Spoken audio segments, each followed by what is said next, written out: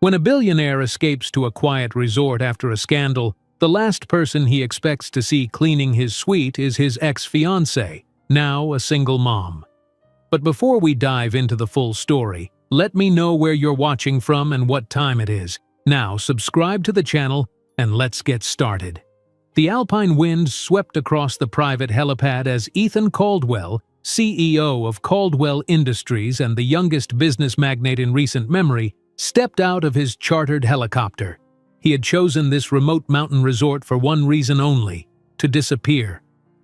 After the company's headline-making scandal had turned him into a prime media target, he'd decided that an isolated lodge miles from any major city was precisely the escape he needed. It never crossed his mind that fate had other plans, that behind these grand old stone walls he would come face to face with the woman he once loved. He inhaled deeply, noticing how the crisp, pine-scented air cut through his usual tension.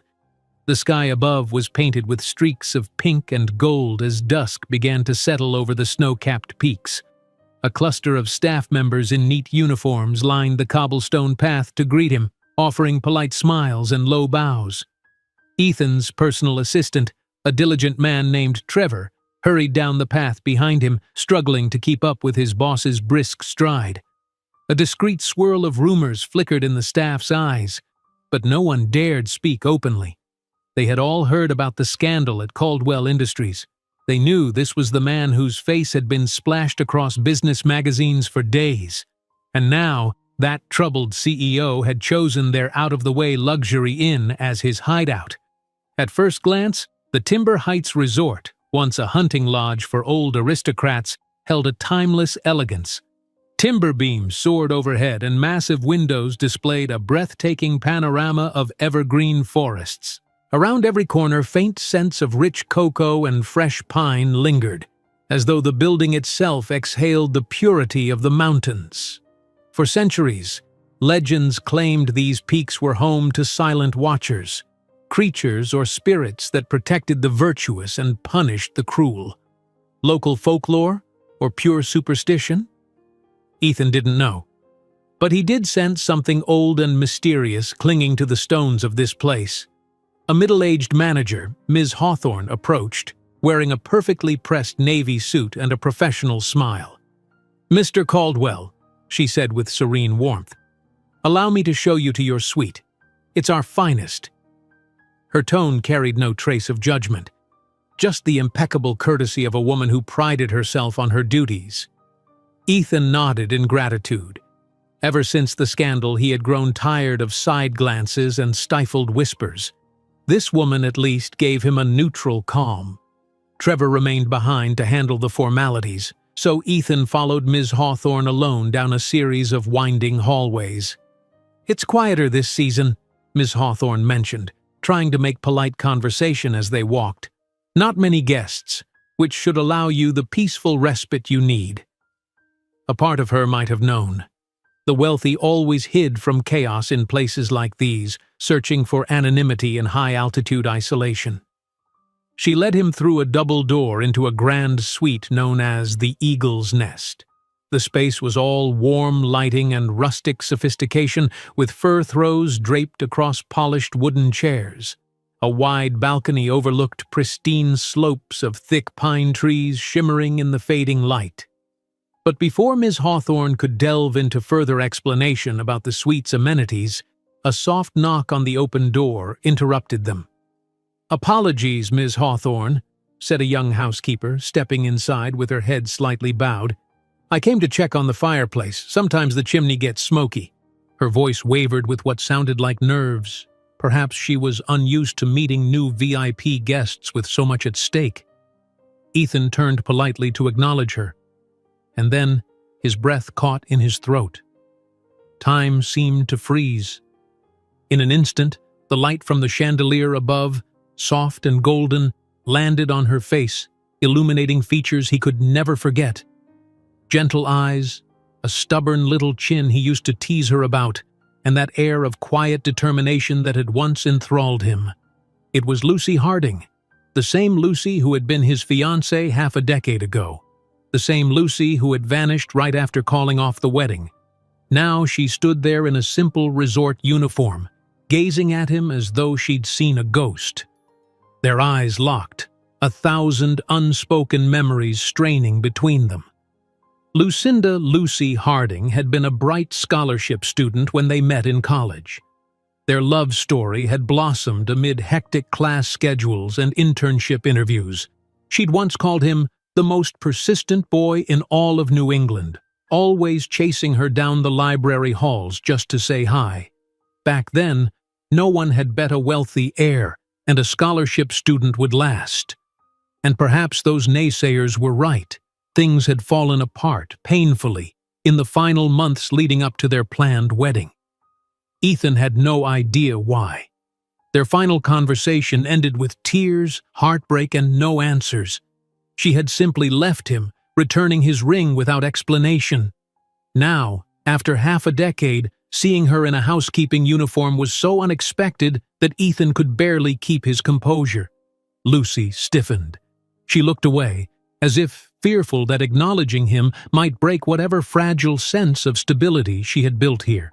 When she finally turned her gaze back, tears threatened to gather in her eyes, but her face held resolute calm.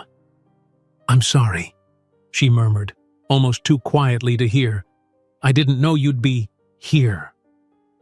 Ms. Hawthorne glanced between the two in confusion. "You know each other?" she ventured.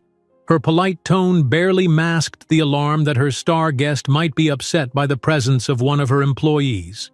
Ethan managed a nod, attempting to salvage some semblance of equilibrium. "Yes," he said, voice raspy with old emotions. We were acquainted some years ago." But 1,000 questions pounded in his head. "Why are you here? What happened to you? Why didn't you come back?" Lucy quickly stooped to examine the fireplace, her posture rigid with tension.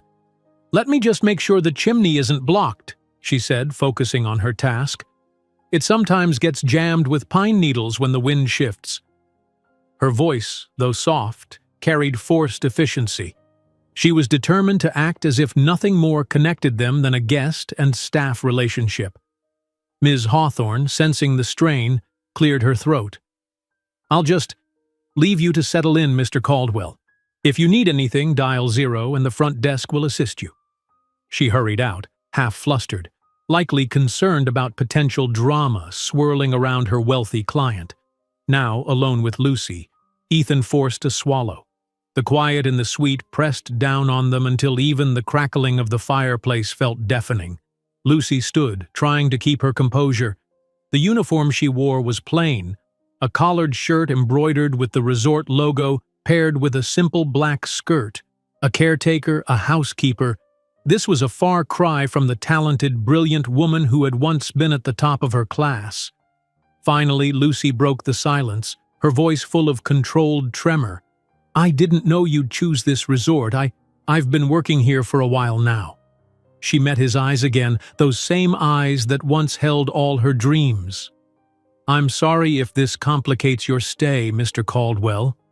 Her formal address, Mr. Caldwell, slashed across him like a blade. They had been so close once, able to finish each other's sentences. Now she was a polite stranger. Before he could ask any of the infinite questions surging through his mind, another sound interrupted them. A small voice drifting in from the hallway calling, "Mom? Mom? Where are you?" Ethan froze in disbelief. "Mom?" A child's silhouette appeared in the doorway. A boy of about 4 or 5 wearing an oversized sweater and clutching a toy airplane. He had Lucy's hair color, that familiar shade of brown with a hint of copper in direct light. But the child's eyes... Ethan's heart slammed in his chest.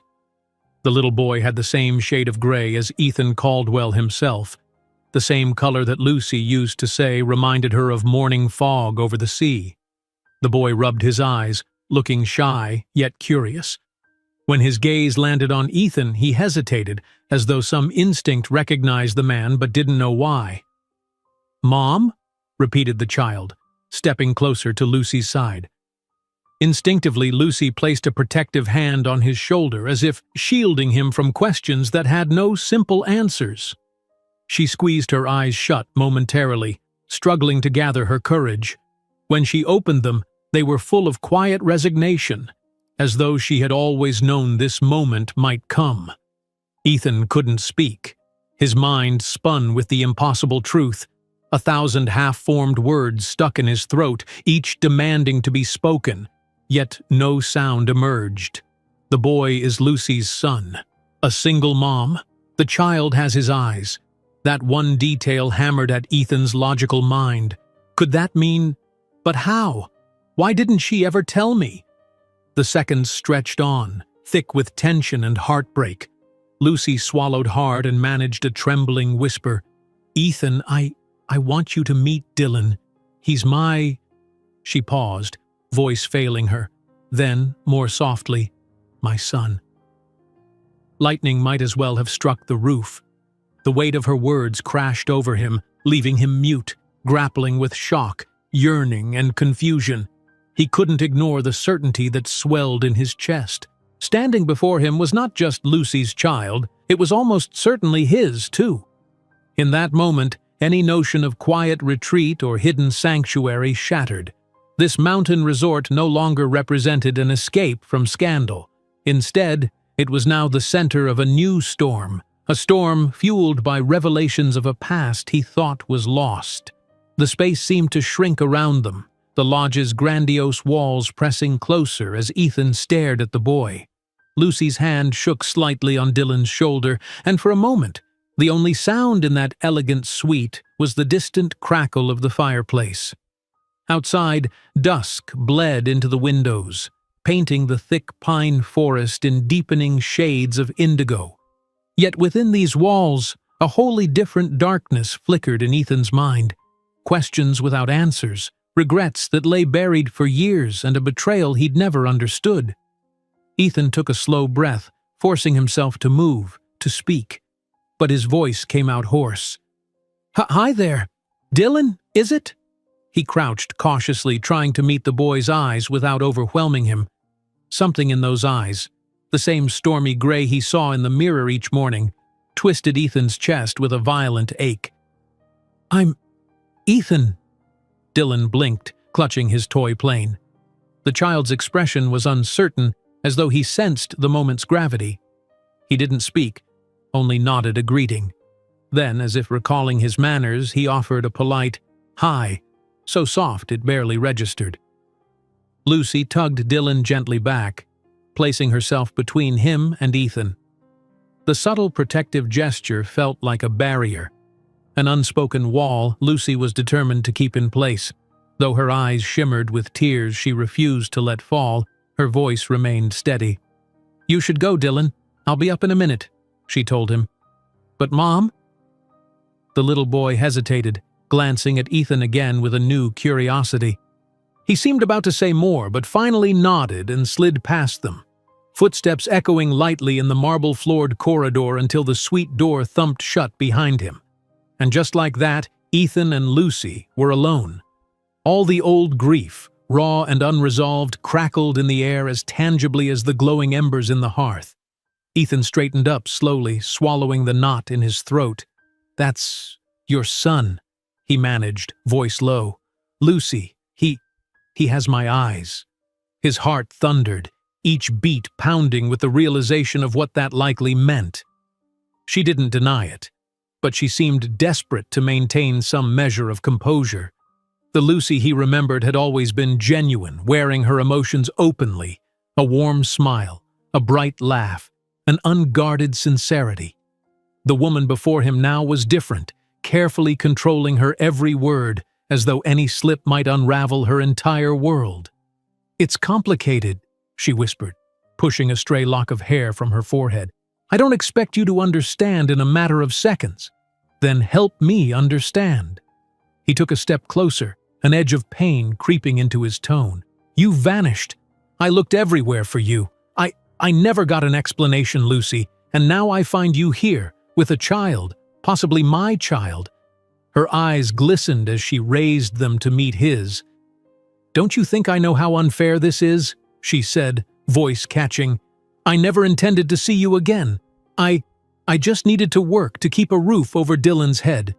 When I heard the suite was booked by a Caldwell, she gave a shaky exhale. I didn't connect it to you, I swear. Your name was never mentioned. It was all so abrupt. Today, the staff said a wealthy corporate figure was checking in, but I truly had no clue it was you. The wind rattled the windows, as if the mountain itself was unsettled by the revelations unfolding. Ethan rubbed his brow, energy drained by a swirl of emotions. Anger, heartbreak, confusion, longing. For 5 years, Lucy's disappearance had been a wound he could never fully close. Now the scab was torn off in the harshest way possible, revealing fresh pain he never anticipated. I deserve to know the truth, he said gently, forcing a steadiness he didn't feel. Did you leave because you were pregnant? She swallowed back tears. Yes, she said at last, voice trembling. I found out only a month before the wedding. At first I was overjoyed. You always talked about building a future, about a family, but then… She paused, her lips pressing into a thin line as if containing a deluge of unspoken anguish. Things happened, things that scared me, and I decided I had to leave. Ethan's head spun. He recalled the sudden fights near the end of their engagement, moments that seemed out of character, odd phone calls that Lucy would refuse to explain, tension that made no sense given how much they'd loved each other. What do you mean, things happened? Did someone threaten you? His mind leapt to the possibility that his controlling father, always so concerned about the Caldwell reputation, could have intervened, or maybe Lucy's own family had demanded something. Tell me, he pleaded, stepping even closer, urgency burning in his eyes. Whatever it was, you shouldn't have faced it alone. Tears slipped down her cheeks, though she tried to blink them back. That's the problem, Ethan, she whispered, voice catching. I wasn't alone. I just couldn't see a way to protect Dylan if I stayed. Silence. Outside, a swirl of snow began drifting from the darkening sky, brushing the tall evergreens in silver whispers. Lucy pressed her palms together, as if steeling herself for an unwelcome confession. But before she could continue, a crisp knock sounded on the suite door, making them both start. Ethan suppressed a groan of frustration, clenching and unclenching his fists. Lucy dashed a hand across her eyes, regaining composure, and went to open the door. Trevor stood on the threshold, brandishing some documents and a phone. Sir, apologies, he began, glancing uncertainly at Lucy. Then, leaning in, he spoke under his breath. A journalist has somehow tracked your location. They're calling non-stop, looking for a statement. I think we've got a leak. Ethan rubbed his temples, mind torn between the new crisis and the personal earthquake he was living.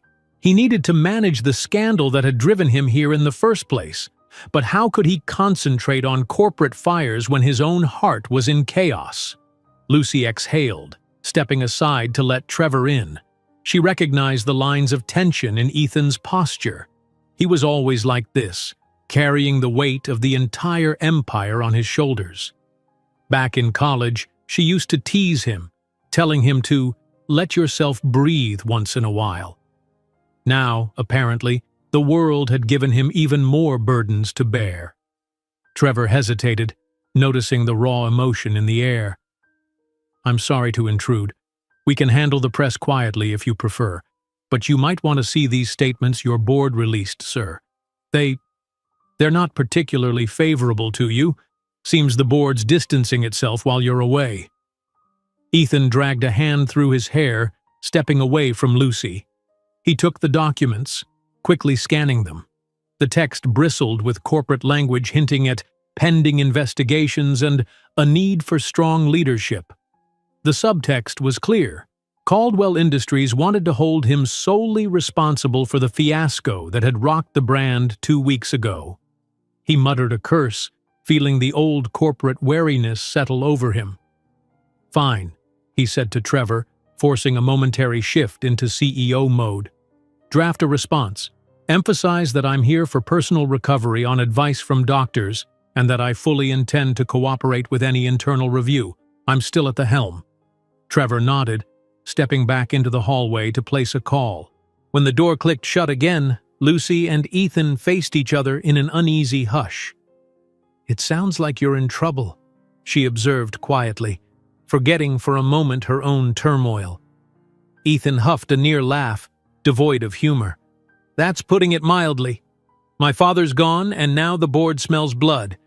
If they manage to push me out, Caldwell Industries will become something entirely different, stripped of everything my grandfather built." Lucy's brow furrowed. She knew how closely Ethan's identity was tied to the company and its legacy. Once, a long time ago, they dreamed of philanthropic expansions, ways to use the Caldwell resources to help underprivileged students, just like Lucy had been. That memory stung now, a reminder of who they used to be. He returned his gaze to her, forcibly veering back to the real reason his heart was pounding. "Lucy, I promise I'm not letting this conversation end. You and Dylan, there's too much we have to say." His voice softened, revealing a desperation she rarely heard from him, even in the old days. "Can we please talk? Properly?" She looked at him, torn between caution and the guilt that had plagued her since the day she left. That guilt had only grown stronger each time she looked into Dylan's gray eyes and thought of the father he didn't know. It was only fair to explain. But could she risk reopening all those wounds and involving Ethan in the danger she once fled? "I'll finish my shift," she said at last, swallowing.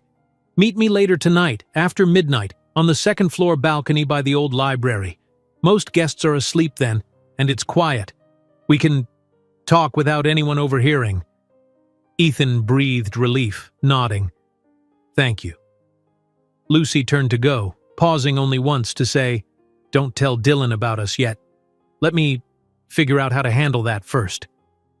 Then she slipped out, leaving Ethan alone in the silence of the Eagle's Nest suite, his mind alive with the echoes of revelations that threatened to overturn his life. In the corridor, Lucy steadied herself before continuing her duties, but her heart pounded, telling her this was only the beginning.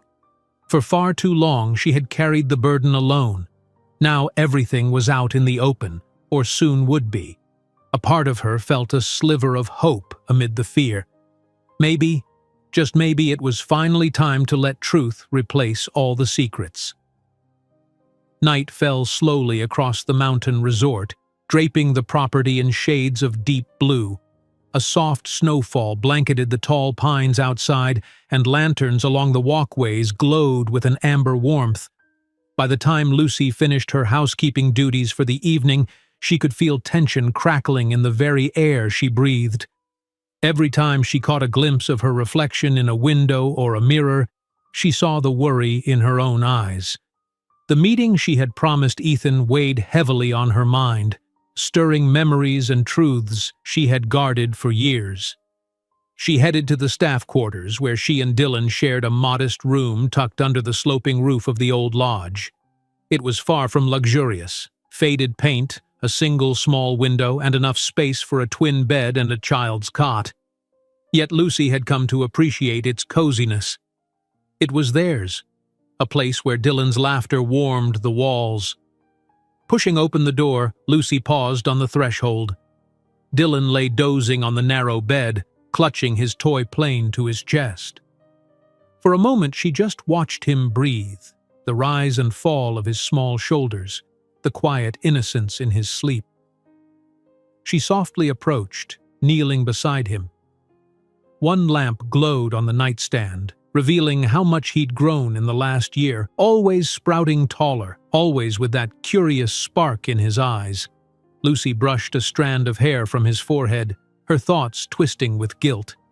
Dylan had asked more than once why he didn't have a father like other kids. She gave him gentle answers about them being on their own, about how sometimes families look different. But he was at an age where questions multiplied. Now, Ethan's sudden presence threatened to shift everything. Could she let Dylan's father step into his life, knowing it would also bring back the shadows of a past that felt unfinished and dangerous. The final words she had exchanged with Ethan in his suite still echoed. "Meet me on the second-floor balcony after midnight." Lucy had never been a secretive person by nature, but over the years she'd honed the habit of staying alert and under the radar. This habit, born from necessity, had saved her from prying eyes, and from anyone who might track her down. Yet the very act of avoiding confrontation also meant she'd never really found closure. Now, the time had come to face the consequences. She gently pulled a quilt over Dylan's shoulders. He stirred, eyelids fluttering, then relaxed back into slumber. Lucy rose and tiptoed around the cramped space. She kept a small dresser for her uniforms and an old trunk for extra clothes. Carefully, she picked out a warm sweater and replaced her work shoes with sturdy boots. The temperatures at this altitude could drop drastically by midnight, and there was no sense in risking frostbite on the open balcony. Every small action, zipping up her coat, sliding on gloves, seemed a countdown to the moment she would lay everything bare in front of Ethan Caldwell. Sneaking a final look at Dylan, Lucy slipped out of the staff room. She made sure to leave a note by the door that she was working a late shift, just in case he woke. Then, hugging the shadows, she descended the back stairs that led to the second floor. The lodge at night was quiet, its corridors hushed and carpeted to muffle the steps of the few guests who roamed the halls after dinner. On occasion, Lucy passed a security guard making rounds, but they hardly spared her a glance. A housekeeper in the hallway wasn't suspicious, and so Lucy moved in near silence until she reached the old library.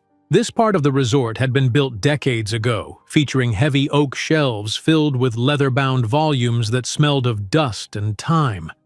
The owners rarely locked it.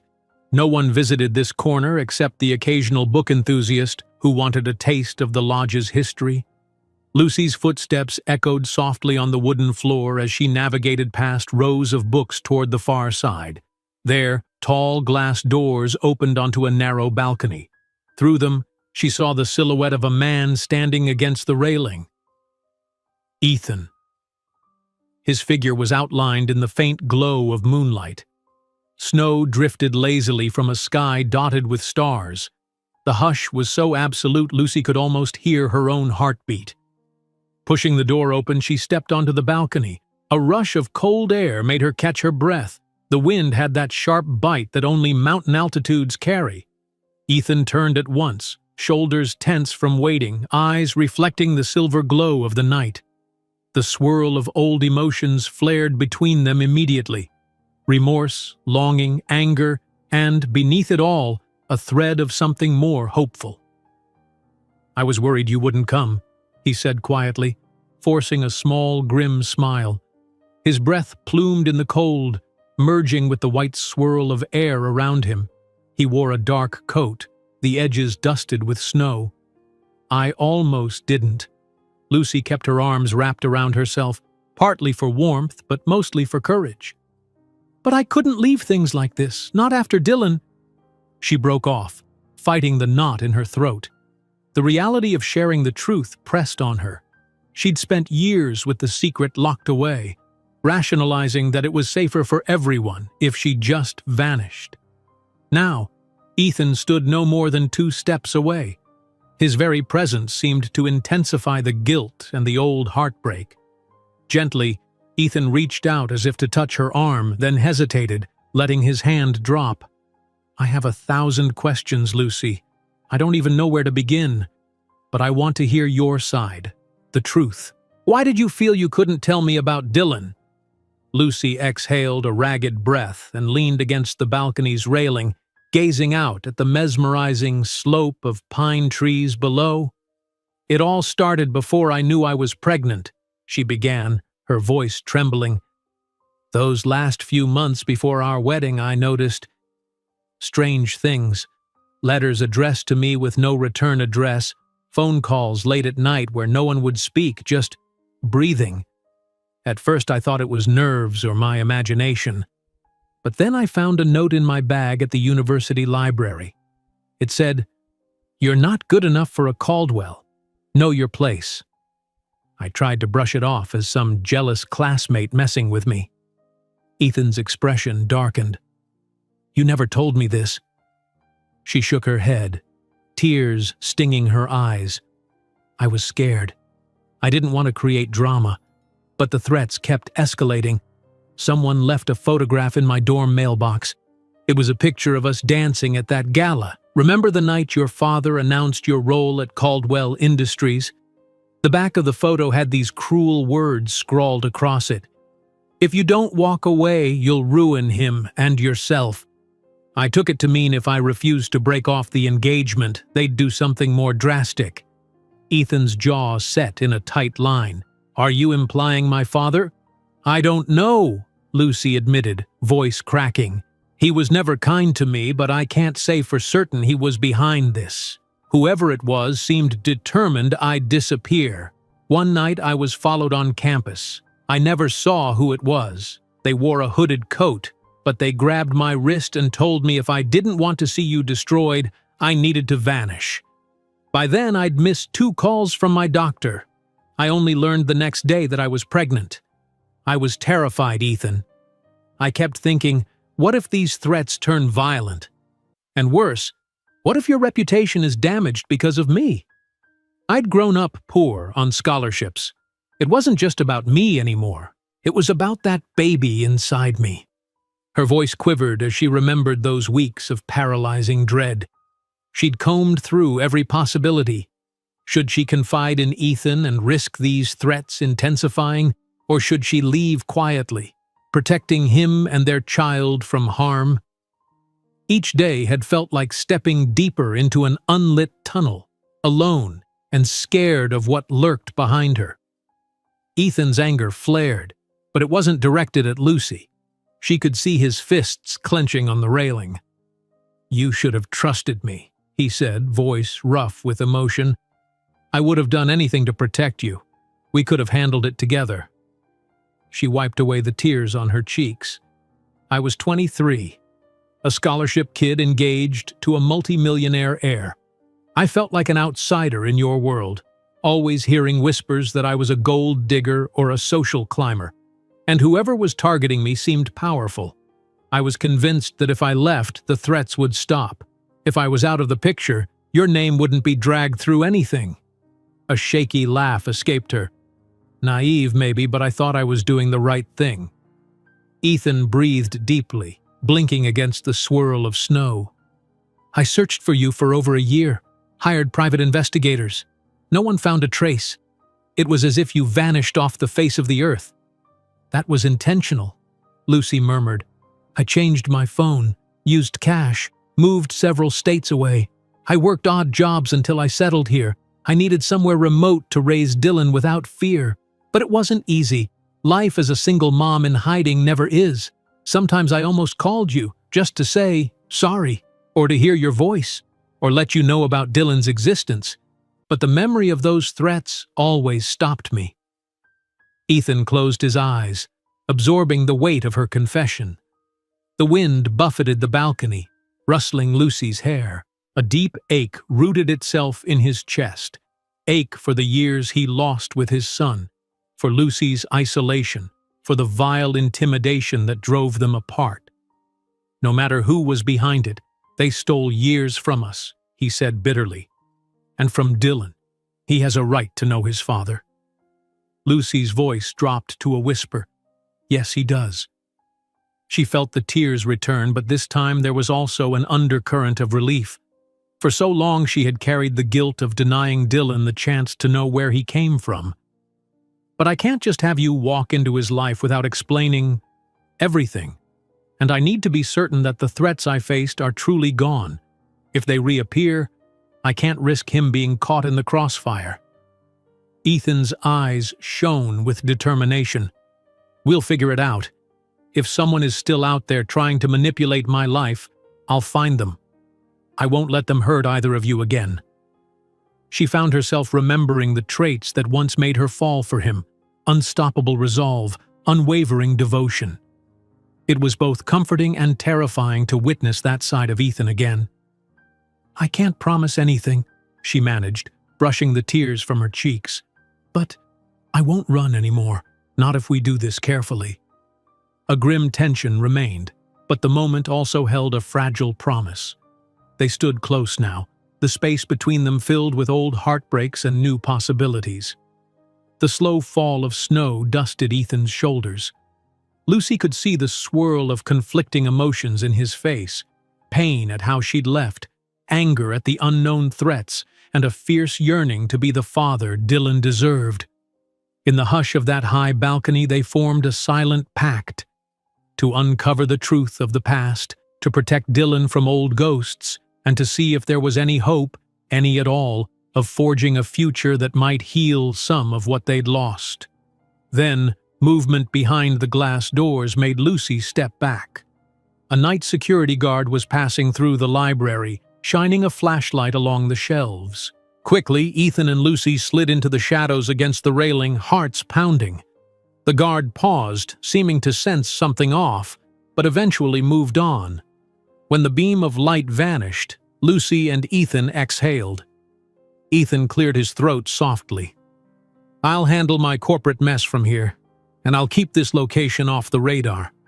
No one on my team needs to know about you and Dylan, not yet. Trevor is discreet, I trust him. But if you ever feel unsafe, I'll tell you," Lucy promised. "Right now, Dylan's everything to me. I won't gamble with his safety." A faint smile curved Ethan's lips, albeit a sad one. "He's everything to me too," he said quietly, and the confession stole Lucy's breath. "From the moment I saw him, Lucy, I just knew. He's mine. I want to know him." In answer, Lucy nodded, tears brimming again. "I know," she murmured. "He's going to have questions when it all comes out. I want to do this right." The night wind picked up, and a blast of cold made them both shiver. Perhaps it was the signal that this clandestine conversation, though necessary, had gone on as long as it could. Lucy stepped toward the library door, Ethan following. They paused before going inside, as if reluctant to leave the closeness of this moment. But the reality of their separate lives was too strong to ignore. Tomorrow, Lucy would have to wake up early, preparing the lodge for new guests. Ethan would continue his war with boardroom sharks and lurking paparazzi. And in the midst of it, Dylan remained unsuspecting, fast asleep in a small bed, dreaming about planes and snow. They slipped back into the library quietly, parted ways with a shared glance, and walked separate corridors into the heart of the sleeping lodge. For Lucy, every step took her closer to the staff quarters, to Dylan, to the small world she had built on her own. But now, the promise of telling her son the truth shimmered on the horizon. She could only hope that once the father and child bond began, no new threat would tear them all apart again. In the hush of that night, both Lucy and Ethan felt the mountain's silent presence, ancient and watchful. Whatever ghosts from the past remained, they would have to face them. But for the first time in a long while, neither felt quite so alone. Dawn broke over the mountain lodge, gilding the pine-covered slopes with an ethereal light. By the time the first early rising guests shuffled into the dining hall for breakfast, Lucy was already busy in her housekeeping uniform, discreetly whisking away remnants of the previous night's stay. She felt exhausted, having barely slept after her midnight conversation with Ethan. Yet there was a strange undercurrent of relief mingling with her anxiety, as if sharing her long-buried secrets had lifted a portion of the weight she'd been carrying alone for years. From the kitchen drifted the smell of fresh biscuits and coffee. Lucy paused in the hallway, remembering she'd promised Dylan a treat before he headed off to the small childcare program the resort provided for staff. But as she moved toward the staff dining area, her mind drifted to Ethan, how he had looked on that balcony, determined and wounded all at once. It stung her heart to recall the heartbreak in his eyes when he spoke of their lost years. For so long, Lucy had believed she was doing the right thing, sparing them from threats. Now she wasn't so sure if disappearing had been the brave choice or just an act of fearful desperation. Before she could dwell on her regrets, A voice intruded. "Lucy, excuse me, do you have a second?" Ms. Hawthorne, the resort manager, approached with her usual composed smile. The dark-haired manager never seemed ruffled, no matter what small crisis arose. This morning, though, she held a clipboard in one hand, an urgent expression in her eyes. Lucy quickly switched into professional mode. "Yes, of course. Is something wrong?" Ms. Hawthorne glanced up from her clipboard, her brow furrowing. "It appears we've had a few cancellations. Some last-minute changes with the high-profile guests. Actually, it's somewhat odd. We had inquiries about Mr. Caldwell's stay, but we never disclose guest information. Still, I worry word might be out that he's here. I'd like to keep everything running smoothly and maintain his privacy as requested." Lucy's pulse leaped. She knew exactly what Ms. Hawthorne feared. Paparazzi or corporate vultures trying to corner Ethan in a scandal-laden headline. "Understood," Lucy replied. "I'll be discreet." "Yes, please," Ms. Hawthorne said, a note of relief in her tone. "I may need you on the VIP floors more often. I know you've proven excellent at navigating, delicate client situations." She lowered her voice conspiratorially. "Besides, Mr. Caldwell himself specifically asked that you be allowed to tidy his suite whenever possible." A wave of conflicting emotions washed over Lucy. Ethan had requested her by name? Her first instinct was panic, worried staff might gossip, but Ms. Hawthorne's matter-of-fact manner suggested she simply saw it as a small preference from a wealthy client. "Sure," Lucy murmured. "I can handle that." Ms. Hawthorne nodded, awarding Lucy a grateful smile. "Thank you. I'll rely on you to keep him comfortable and unbothered by staff interruptions. If you sense any intrusion from outside parties, alert me immediately." Lucy promised she would. Then Ms. Hawthorne hurried away, issuing instructions to other employees bustling through the corridors.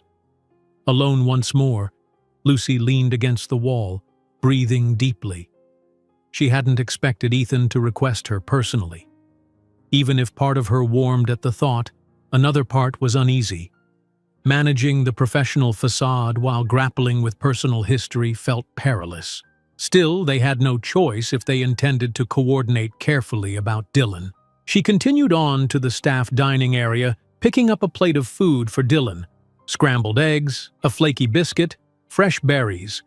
In a corner of the room, her little boy sat drawing pictures of airplanes, lost in his own world of pretend landings and takeoffs. Lucy placed the breakfast before him, running a hand gently through his hair. Dylan looked up and beamed. "Thanks, Mom."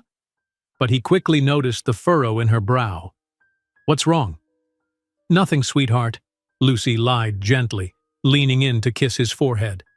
"Just a busy morning." Dylan studied her with surprising perceptiveness for a 5-year-old. "You look sad. Are you sure?" She forced a smile. "I'm okay, Dill. Promise. Now eat up so you'll have energy for your day." He nodded, though she saw curiosity still linger in his eyes. It struck her that soon she'd be telling him about Ethan, about the father he'd never met.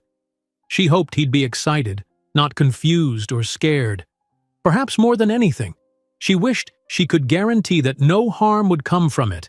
But all she could do was stay alert and do her best. After leaving Dylan in the care of Mrs. Summers, the sweet retired teacher who oversaw staff children, Lucy headed to the VIP floor. The elevator doors opened on a plush hallway with thick carpets and ornate light fixtures. Everything was hushed, as though the floor itself demanded respectful silence. She approached the Eagle's Nest suite with her housekeeping cart and paused. Nerves fluttered in her stomach. It felt surreal to be returning to the place where she and Ethan had confronted 5 years' worth of heartbreak the previous afternoon. She knocked quietly. "Housekeeping," she called softly. A second later, Ethan's voice answered through the door. "Come in." He sounded a little wary, as though still adjusting to this new dynamic. Lucy stepped inside, pushing her cart, and found Ethan standing by the floor-to-ceiling windows, Snow-covered peaks extended in the distance like a living mural of winter splendor. He glanced over his shoulder at her entrance, his expression raw with lingering emotion. "Hey," she said, swallowing past the sudden tightness in her throat. "Hey," he replied, giving a faint smile. He was dressed in casual slacks and a sweater, quite different from the starched suits he normally wore in corporate settings. Somehow, the more relaxed attire made him appear more vulnerable. Lucy cleared her throat. I'm here to do a quick tidy-up. Ms. Hawthorne said you requested me. Is there anything in particular you need?" Ethan hesitated, jamming his hands into his pockets. "I wanted a chance to talk to you without the staff passing in and out. Also, He paused, seeming unsure how to phrase his request. "I hoped maybe you'd have a few minutes to show me around the resort. I realized I haven't ventured outside the suite since I arrived, and I'd prefer not to attract attention. If there's a quiet spot we can walk." A conflicting rush of alarm and gratitude coursed through Lucy. She understood his desire for privacy. Reporters might lurk or staff might gossip if they saw the two of them whispering in corners. "I know a back path leading to the greenhouse," she said, adjusting the towels on her cart. "It's usually empty, especially this time of day. It's about a 5-minute walk from the lodge." Relief flickered across Ethan's face. "That would be perfect. But are you sure you're comfortable with that?" She noticed an unspoken question in his eyes. "Is it safe? Will it make you anxious?" Lucy exhaled. "Yes," she said. "Let me just finish here. We'll go." She changed the linens on the massive bed, replenished toiletries, and straightened the sitting area. The mundane tasks were oddly grounding. Meanwhile, Ethan stood by, arms crossed, tension visible in his posture. The moment Lucy finished, they slipped out together, Ethan wearing a down jacket and a cap pulled low to obscure his face. In the corridor, Lucy steered him behind the main elevator, down a narrow hallway where staff typically moved unnoticed.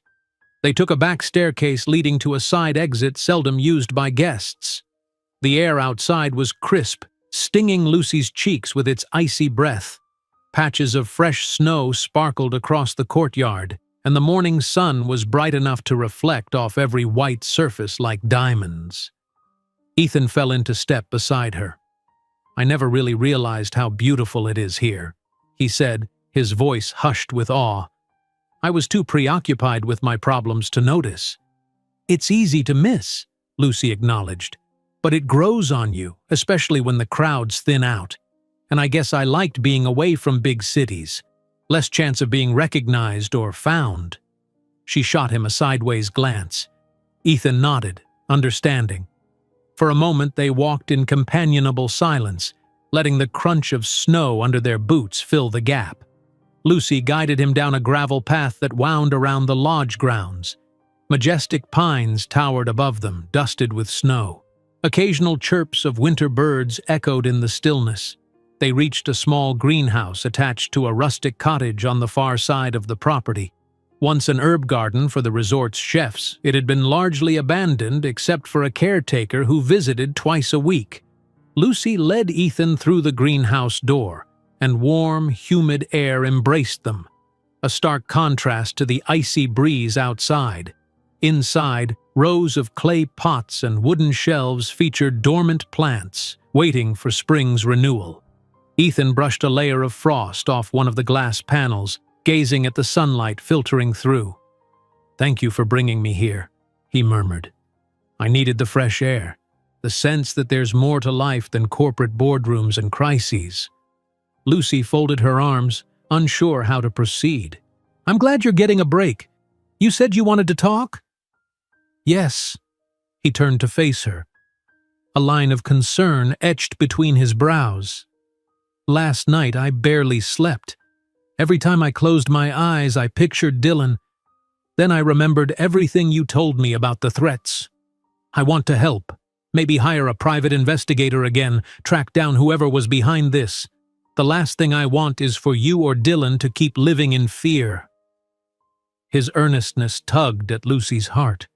She paused, pressing her fingertips against a wooden shelf. "Ethan, I'm not sure if it's wise to stir up the past. For 5 years no one's come looking for me. If the threat is truly gone, do we want to risk provoking them?" She hesitated. "But if you feel we must know who did this, I won't stop you." He stepped closer, carefully searching her face.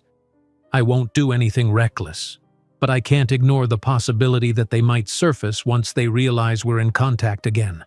This time I refuse to let them intimidate us." He softened his voice. "You deserve peace, and Dylan deserves to live openly, knowing his family." Lucy gave a shaky nod, tears threatening. "I've asked myself so many times if I did the right thing leaving. Maybe it's time we face this together, but can we keep Dylan out of it until we're sure?" "Absolutely," Ethan promised. "We'll go at your pace. I'll start discreet inquiries, see if any old leads pop up. Meanwhile, I won't step on your toes about Dylan, though I'd like to meet him in a real way someday soon. As a friend, at first, if that's best." Her throat tightened at the image of Dylan meeting Ethan, the father who shares his eyes, whose unknown presence shaped Lucy's entire life these past years. "He's such a bright kid," she whispered, half smiling. "Loves airplanes and reading. He's got a good heart. I hope he'll like you." Ethan smiled, though emotion glistened in his gaze. "I hope so too." He reached out tentatively, and Lucy allowed him to gently clasp her hand. The contact was warm, steadying her in ways she hadn't expected. "Thank you for trusting me enough to show me this place," he said. "I know this is difficult." She lowered her eyes. "It is, but maybe letting you in is the only path forward. We lost so many years. Dylan lost them. We can't get them back, but we can give him something now."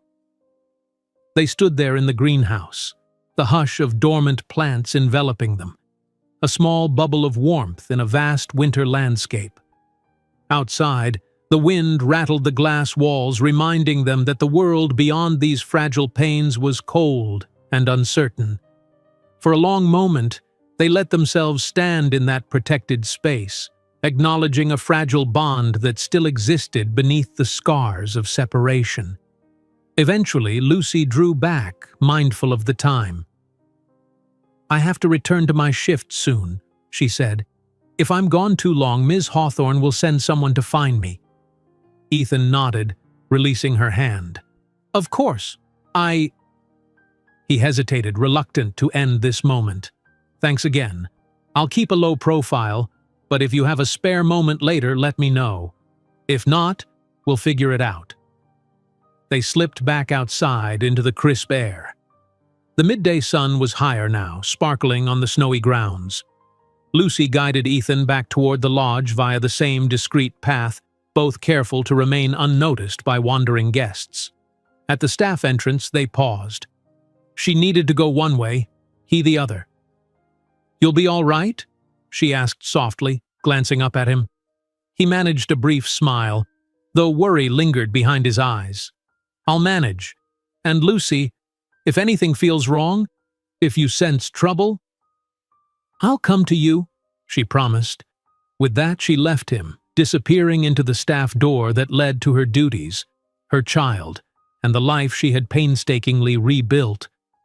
As she walked, Lucy's heart pounded with a complex mixture of fear, hope, and anticipation. She couldn't deny that letting Ethan back in felt both like a risk and a relief, and she couldn't ignore the flicker of dread. If the unseen forces from her past were still out there, was the storm about to rage once again? Meanwhile, Ethan trudged through a quieter corridor that led to the elevator for his floor, face set in determination. His father was gone, but the Caldwell name still held power, and enemies. Whoever had driven Lucy away once might try again. But this time, Ethan resolved he would not be caught unaware. Dylan and Lucy deserved a life free from shadows. No matter what it took, Ethan would stand between them and whoever threatened their peace. Thus, Amid the hush of the resort's opulent corridors and the lonely echo of wind across the snowy peaks, they each walked away from the greenhouse, hearts full of questions, but also bracing for the answers they might soon uncover. Late afternoon light slanted through the windows of the resort's bustling lobby, illuminating flecks of dust swirling in the air. Lucy moved swiftly across the polished floor, intent on picking up Dylan from the childcare room before dinner. Though her duties had carried her from one end of the lodge to the other, tidying vacant suites, restocking linens, checking in with Ms. Hawthorne about an upcoming wedding party, she couldn't keep her thoughts from drifting back to Ethan. Memories of their morning walk around the greenhouse lingered like a half-remembered dream. She found Dylan seated on a colorful rug in the staff daycare, deeply absorbed in stacking plastic bricks into a precariously tall tower. Mrs. Summers greeted Lucy with her usual warm smile. "He's had a wonderful day. Asked a lot of questions, though. Said you seemed worried. Everything all right at home?" Lucy pasted on a reassuring expression. "Oh, we're fine. Probably just me being tired," she replied, kneeling beside Dylan. "Ready to go, buddy?" She gently ruffled his hair. He nodded, knocking down his tower with a dramatic flourish before grabbing his toy airplane and slipping his hand into hers. They navigated the staff corridors back to their modest room in the attic. Once inside, Lucy set Dylan up at the small table with crayons and paper, while she rummaged through the mini-fridge for dinner ingredients. She wasn't much of a cook. Juggling housekeeping hours plus single motherhood left little time for elaborate meals, but she prided herself on at least making something fresh each night. With limited groceries, she managed to whip together a simple pasta dish, simmering sauce on a portable hot plate. As she cooked, her eyes kept drifting to Dylan's drawing. He was sketching airplanes again, a fleet of them, swirling across a bright sky. But partway through, he stopped and glanced at his mother.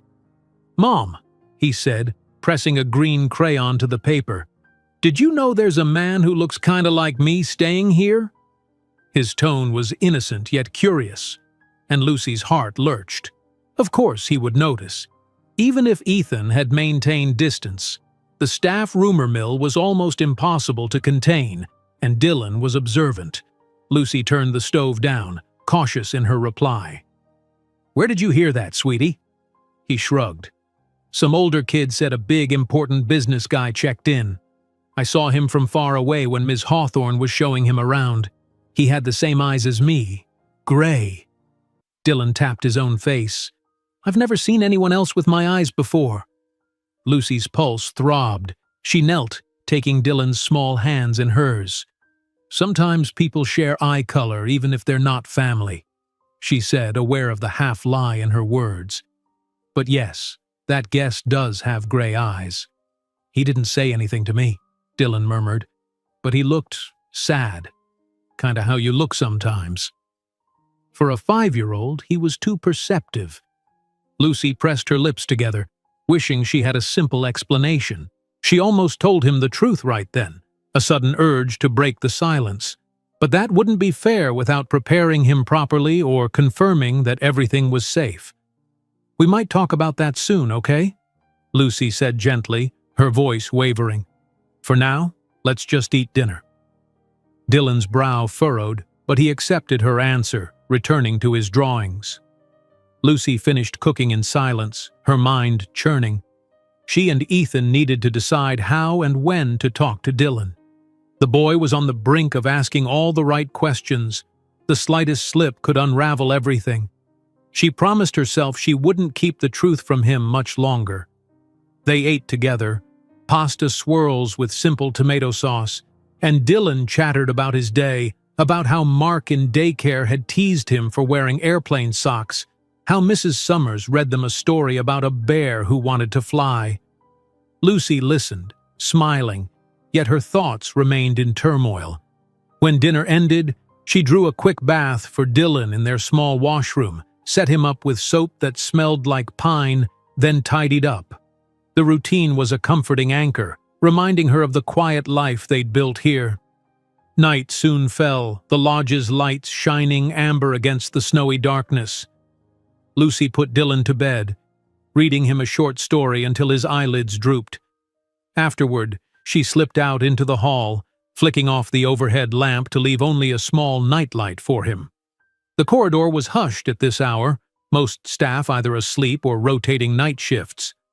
Lucy glanced at the time on her phone. Nearly 9:30. She wondered if Ethan was awake, or if he was occupied with damage control regarding Caldwell Industries. The tension about the board's betrayal still weighed on him, she knew. She returned to her room, closed the door quietly, and took a seat on the edge of her narrow bed, texting Ethan with trembling fingers. "Dylan asked about you. He noticed your eyes. I told him we'd talk soon. If you're free tonight, maybe we can figure out a plan? L." For a moment she regretted pressing send, worried she was intruding, but the message read and delivered. Lucy set her phone aside and breathed, eyes flicking to Dylan's sleeping form. Even in slumber he looked so innocent, brow smoothed of all worry. She recalled that day, years ago, when she found out she was pregnant. The disbelief, the joy, the terror. She never regretted having him. He became her whole world. Yet she'd always imagined how different things could have been if she and Ethan had faced it together. Perhaps soon, Dylan would know a father's love, and that brought Lucy both hope and fear in equal measure. The phone vibrated softly. She snatched it up. A text glowed on the screen. "I'm awake. Board conference call ended. Not good news, but I'll handle it. Where can we meet? E." Her pulse quickened. Another clandestine meeting? She glanced at her sleeping son.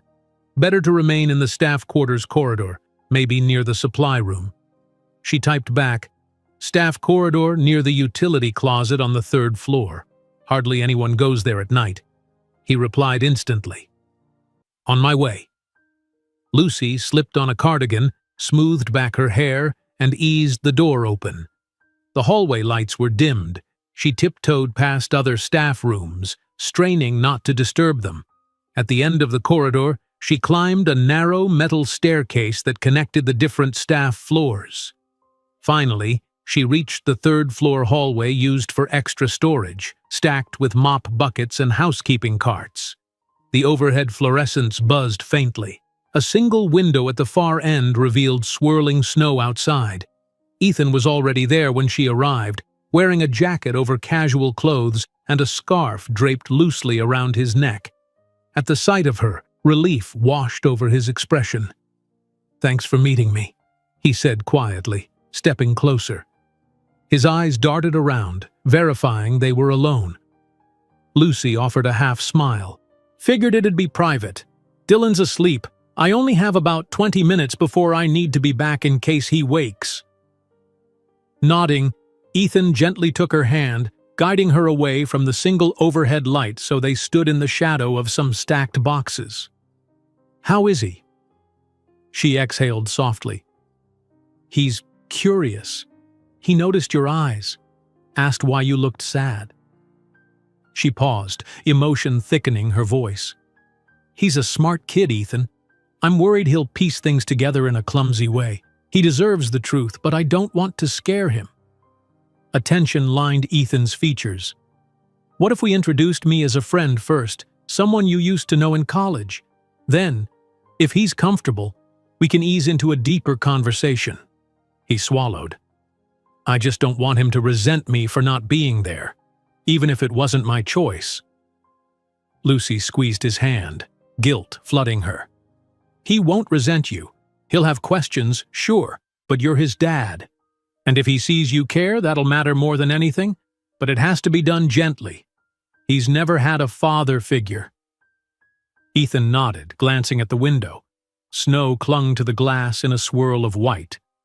"I understand. Maybe tomorrow or the next day you could tell him I'm a friend visiting. We can spend time together in a neutral setting like the resort's game room or something. Would that be okay?" Lucy's heart pounded at the thought of Dylan meeting Ethan face to face, not just in passing. Fear warred with a cautious kind of excitement. "Yes, let's try that. I can talk to him first. Let him know a friend from my past is here and wants to hang out." Relief lit Ethan's eyes. Good, we'll take it slow. Let me know if you sense any trouble. She nodded, falling silent. She realized with a pang how natural it felt to share these parental decisions with him. Despite 5 years of distance, they still fell into a quiet partnership whenever Dylan's well-being surfaced. Lucy wondered if that would hold strong once Dylan realized the truth, or once they confronted whoever had threatened Lucy into leaving. "Any progress with your board issues?" she asked softly, shifting topics. She recalled his text about the conference call. "You mentioned it wasn't good news?" Ethan's jaw tightened. "They're trying to push me out as CEO. They claim the fiasco that rocked our stock prices is solely my responsibility. The board is scheduling a formal review next week. If I don't clear my name, they'll vote to replace me." He sighed, looking drained. "I can't let them do that. My father's legacy, my grandfather's legacy, will be twisted into something else if these corporate sharks get control. But I can't leave the resort yet, not with so many uncertain factors. I don't want to disappear on you and Dylan again." Lucy laid a gentle hand on his arm. "Maybe you should go back for a day or two to handle it. You can return.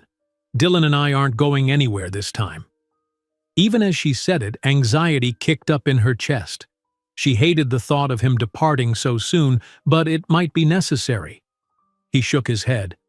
"I can't risk paparazzi. If they see me leaving, they'll swarm this place, and I still haven't locked down who was behind those threats. I have to remain out of sight a bit longer. Let Trevor do damage control." Lucy could see the strain in the set of his shoulders. "But they'll use your absence as more ammo." Ethan's lips formed a grim line. "Probably. Still, I might be able to teleconference the board if needed. For now, I'll watch from a distance and gather leverage. They might be acting in concert with bigger players, some who might also link to the old intimidation. In corporate warfare, alliances are rarely accidental." He paused, scanning her face in the half-shadows. "I'm sorry to drag you into this mess." Lucy shook her head. "You're not dragging me. I'm already in it, remember? Our lives got tangled the moment we met. Besides," she added softly, "we share Dylan. If we can sort this out, maybe the future won't be so uncertain. For all of us." Emotion flickered in Ethan's eyes. He leaned a fraction closer, the silence intimate. Lucy recalled how, years ago, a moment like this might have led to a gentle kiss or a tender embrace, before the wedge of fear drove them apart. Part of her still yearned for that closeness, but the time for such gestures was fraught with too many unspoken barriers, so she merely held his gaze, letting him see her sincerity. "Thank you," he whispered, "for giving me this second chance." Lucy's lips curved into a sad smile. "We'll make the best of it. Now, I should go check on Dylan." They lingered a moment longer, reluctant to end this stolen moment. Then Lucy pulled away, footsteps echoing softly on the linoleum floor. Ethan watched her vanish down the staff staircase, the fleeting sense of her warmth trailing after her. He exhaled, feeling the chill in the corridor intensify. The path ahead was unclear, a looming board battle, a child waiting to discover the truth about his father, and the question of whether old threats might resurface. Yet for the first time in years, Ethan felt a glimmer of hope. He was no longer ignorant of his son's existence, nor powerless to protect Lucy. He intended to stand firm no matter what obstacles emerged. After Lucy's footsteps faded, he turned toward the elevator that would carry him back to the VIP floor. He needed to plan carefully, to watch for any sign of sabotage or hidden enemies, and most importantly, to be ready for the moment he would finally meet his son in earnest. The notion stirred both joy and fear in him, but he would not turn back. He couldn't lose them again.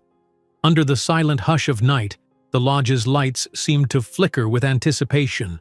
Snow battered the windows, as if the mountains themselves braced for the storms of truth soon to come. Early the next morning, Lucy woke before her alarm went off. In the murky pre-dawn light, she watched Dylan's peaceful face from her place on the small bed beside him. Her boy had rolled onto his stomach at some point in the night, an airplane figurine tucked under his palm. She felt a pang of anticipation and dread, knowing that by day's end he might meet the father he had never known. She dressed quietly, careful not to wake him, and tiptoed out into the corridor. Although her shift wouldn't start for another hour, she wanted a moment's reflection in the still silent lodge. The staff hallways were dim, illuminated only by a few low-watt bulbs overhead. Outside, the blizzard that had been raging before dawn had subsided into a gentle swirl of snow, leaving a pristine blanket draped over every rooftop and pine branch. Lucy wandered down to the main lobby, which felt almost cathedral-like when empty. Large windows offered a view of the snowy mountains now touched by the faintest pink of sunrise. For a moment she allowed herself to breathe in the hush, remembering how uncertain her life had felt when she first arrived at Timber Heights Resort. She had been 5 months pregnant, terrified and alone. Over time, the lodge became a sanctuary for her, a safe pocket of the world where no one asked too many questions. She thought of Ethan, how his reappearance had shattered her careful routine. Despite the fear of old threats returning, a warmth built in her chest, knowing he cared enough to fight for Dylan's future. Maybe, after all the heartbreak and distance, there was a path to something better. Co-parenting at least, if not more. Lucy pushed that last thought away quickly. It was too soon to fantasize about a real reunion. They needed to focus on telling Dylan gently and avoiding any re-emergence of the unknown enemy that once threatened her life. The clank of a rolling suitcase across the tile made her turn. A middle-aged woman in a ski jacket and thick scarf was dragging her luggage toward the front desk, checking out early, it seemed. Lucy stepped back, letting the guest pass. She noted the faint worry etched on the woman's face. Anxious travelers on winter roads, perhaps. In a matter of seconds, the quiet returned, leaving Lucy once again with her thoughts. A ping from her phone startled her. She pulled it from her pocket to see a message from Ms. Hawthorne. Important. VIP guests arriving mid-afternoon. Please prepare the Winterfell suite for Mr. Caldwell's business associate.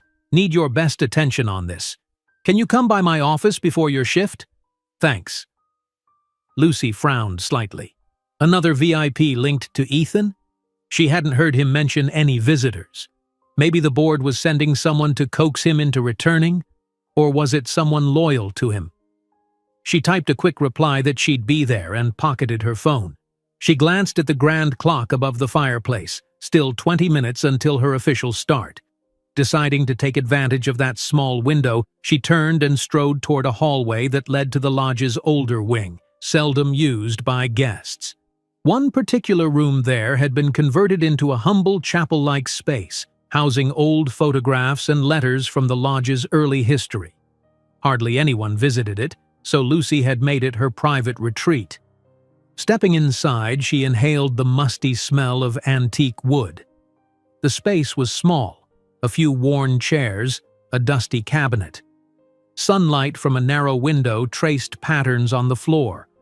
On one wall hung a large framed photograph of the lodge in its earliest days, a hunting retreat for aristocrats, all grins and rifles.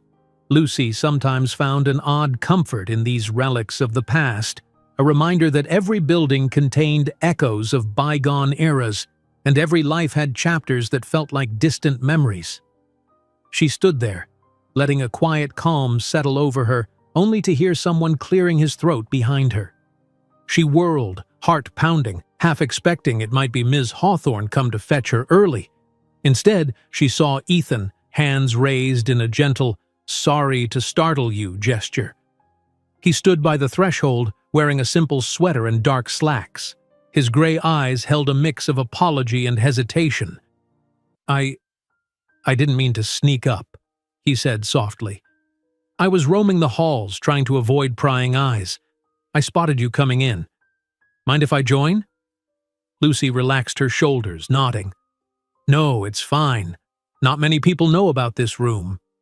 He stepped carefully inside, scanning the old photographs. "I thought I knew every inch of this lodge by now, but clearly not." A small smile touched his lips as he studied the black and white images. Then his attention returned to her. "Are you okay? You look pensive." She sighed, folding her arms, thinking about the day ahead. "Ms. Hawthorne wants me to prepare a suite for a business associate of yours. Is that something you arranged?" Ethan shook his head. "I have no idea who that might be. The board members were pressuring me for a meeting, but I never invited anyone. Maybe they took the liberty of sending an envoy. Hard to say." Concern prickled at Lucy. "Could it be an enemy? Trying to corner you here?" Ethan's jaw tightened slightly. "Possibly. But I can't block them from booking a room. If it's legitimate business, we'll handle it. If it's something else..." His eyes flashed with steely resolve. "I'll be ready." Lucy tried to mask her unease. She glanced at the time again. "We need to keep an eye on them, whoever it is. The fewer unknown factors, the better. But about Dylan..." She paused, fiddling with the hem of her uniform's sleeve. "I'm going to talk to him after lunch. I'll tell him an old college friend of mine is here, someone nice who'd like to meet him. Then maybe you can drop by the lounge where staff kids sometimes hang out when their parents are on break." Ethan's expression brightened, though nervousness lingered. "That sounds good. I'll follow your lead. I just want to see him, hear his voice up close. If he's comfortable, we can keep talking, but I won't push." A wave of gratitude swept through Lucy. She remembered how younger Ethan, ambitious and sometimes headstrong, might have rushed in, confident he could fix any problem. The Ethan before her now seemed gentler, perhaps tempered by the years of loss and regret. "Thank you," she said softly, "for understanding. I promise we'll find the right moment to tell him the full truth." He nodded, and for a moment they lapsed into a calm silence, both absorbing the magnitude of what was about to happen. The hush was broken by Lucy's phone vibrating once more, this time with a message from Ms. Hawthorne urging her to meet immediately. She let out a small groan. "Duty calls. I'd better go." She slipped her phone away and looked up at Ethan. "You'll stay low profile until we figure out who this business associate is?" "Don't worry," Ethan said, a reassuring curve to his lips. "I'll keep to back corridors and that greenhouse you showed me if I need fresh air, and I have Trevor preparing to do some intelligence work on the side. I'm not walking into any trap unawares." His confidence steadied her. She gave him a quick nod and turned toward the door. Before stepping away, she paused, something else nagging at her. "Are you managing all right otherwise? You've got a lot on your plate." Ethan's gaze dipped. "Truthfully, it's overwhelming. The corporate fiasco, the fatherhood bombshell. But I'd choose being here with you and Dylan over letting fear keep us apart again." His voice softened. "I mean that." A lump formed in Lucy's throat. She remembered the countless nights she'd lain awake imagining what might have happened if they'd faced the threat hand in hand back then. She offered a quiet, grateful smile. "Then I guess we're doing this together." He reached out as though to brush her arm, but the sound of distant footsteps in the hall made them both freeze. Quickly, they stepped apart, adopting neutral postures. A staffer hustled by, oblivious to their presence in the old room. Once the footsteps receded, Lucy slipped through the doorway, Ethan close behind. They parted ways silently in the corridor, sharing a final glance that conveyed every ounce of the tension swirling around them. Ms. Hawthorne's office was small but impeccably organized. A glass desk, a leather chair, neatly labeled binders lining the shelves. She motioned for Lucy to sit and then launched into her instructions. The Winterfell suite is on the second floor, opposite the library wing. It hasn't been used in weeks, so it may need a thorough cleaning and fresh linens. This guest, Mr. Mathers apparently, requested certain amenities: a private desk, a secure Wi-Fi connection, and minimal staff intrusion. Lucy nodded, taking mental notes. "Do we know how long he's staying?" "Just said indefinitely. Paid a premium for flexibility." Ms. Hawthorne clicked her pen. "He arrives around 3 this afternoon. Think you could manage getting it pristine by then?" I can assign Danny to help you if needed." "I'll handle it," Lucy said. "What's his connection to Mr. Caldwell?" The manager's eyebrows rose. He didn't specify, only that he's here on business. But from the note in our system, it sounded like he expected to meet Mr. Caldwell at some point. She shrugged. "We'll give him the best service possible. The rest is up to them." Lucy forced a polite smile. "Understood. I'll start preparing right away." As she left Ms. Hawthorne's office, worry churned in her gut.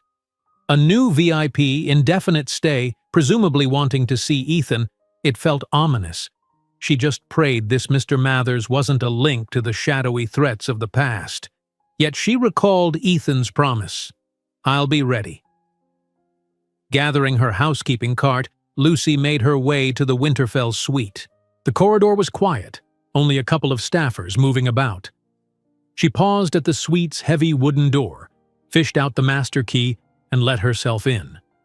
The space had high ceilings with timber beams, a stone fireplace, and large windows overlooking the slopes. Despite the grandeur, it smelled stale from disuse. Lucy opened windows to air it out, then set about stripping old linens, dusting surfaces, and vacuuming carpets. Hours passed in focused work, occasionally broken by staff radio chatter on her walkie-talkie, calls about towels, requests for guidance. After ensuring the bedroom was spotless and the private study tidy, Lucy took a break, stepping onto the balcony to catch her breath. The midday sun beamed off snowy mountains, so bright it made her squint. She wondered if Ethan was somewhere on the grounds, maybe ducking paparazzi or planning his approach to the father-son introduction. Her heart fluttered anxiously. She resolved to find Dylan around lunchtime, lead him to the lounge near the kids' area, and text Ethan. They'd make the friendly introduction attempt. Lucy swallowed her nerves, determined to manage it with as much calm as she could muster. Once the suite was nearly perfect, Lucy placed new toiletries in the bathroom and gave one final polish to the mirrors. By then, it was almost 1 p.m. She hurriedly stowed her supplies, planning to fetch Dylan. But just as she wheeled the housekeeping cart into the hall, Ms. Hawthorne arrived, accompanied by a man in a tailored overcoat and wire-rimmed glasses. He had short, graying hair and carried an air of quiet self-assurance. "Ah, Lucy," the manager said briskly, "this is Mr. Mathers. He arrived earlier than scheduled. Could you give him a quick walkthrough?" Lucy's pulse jumped. So this was the associate. Up close, she noted something about his eyes.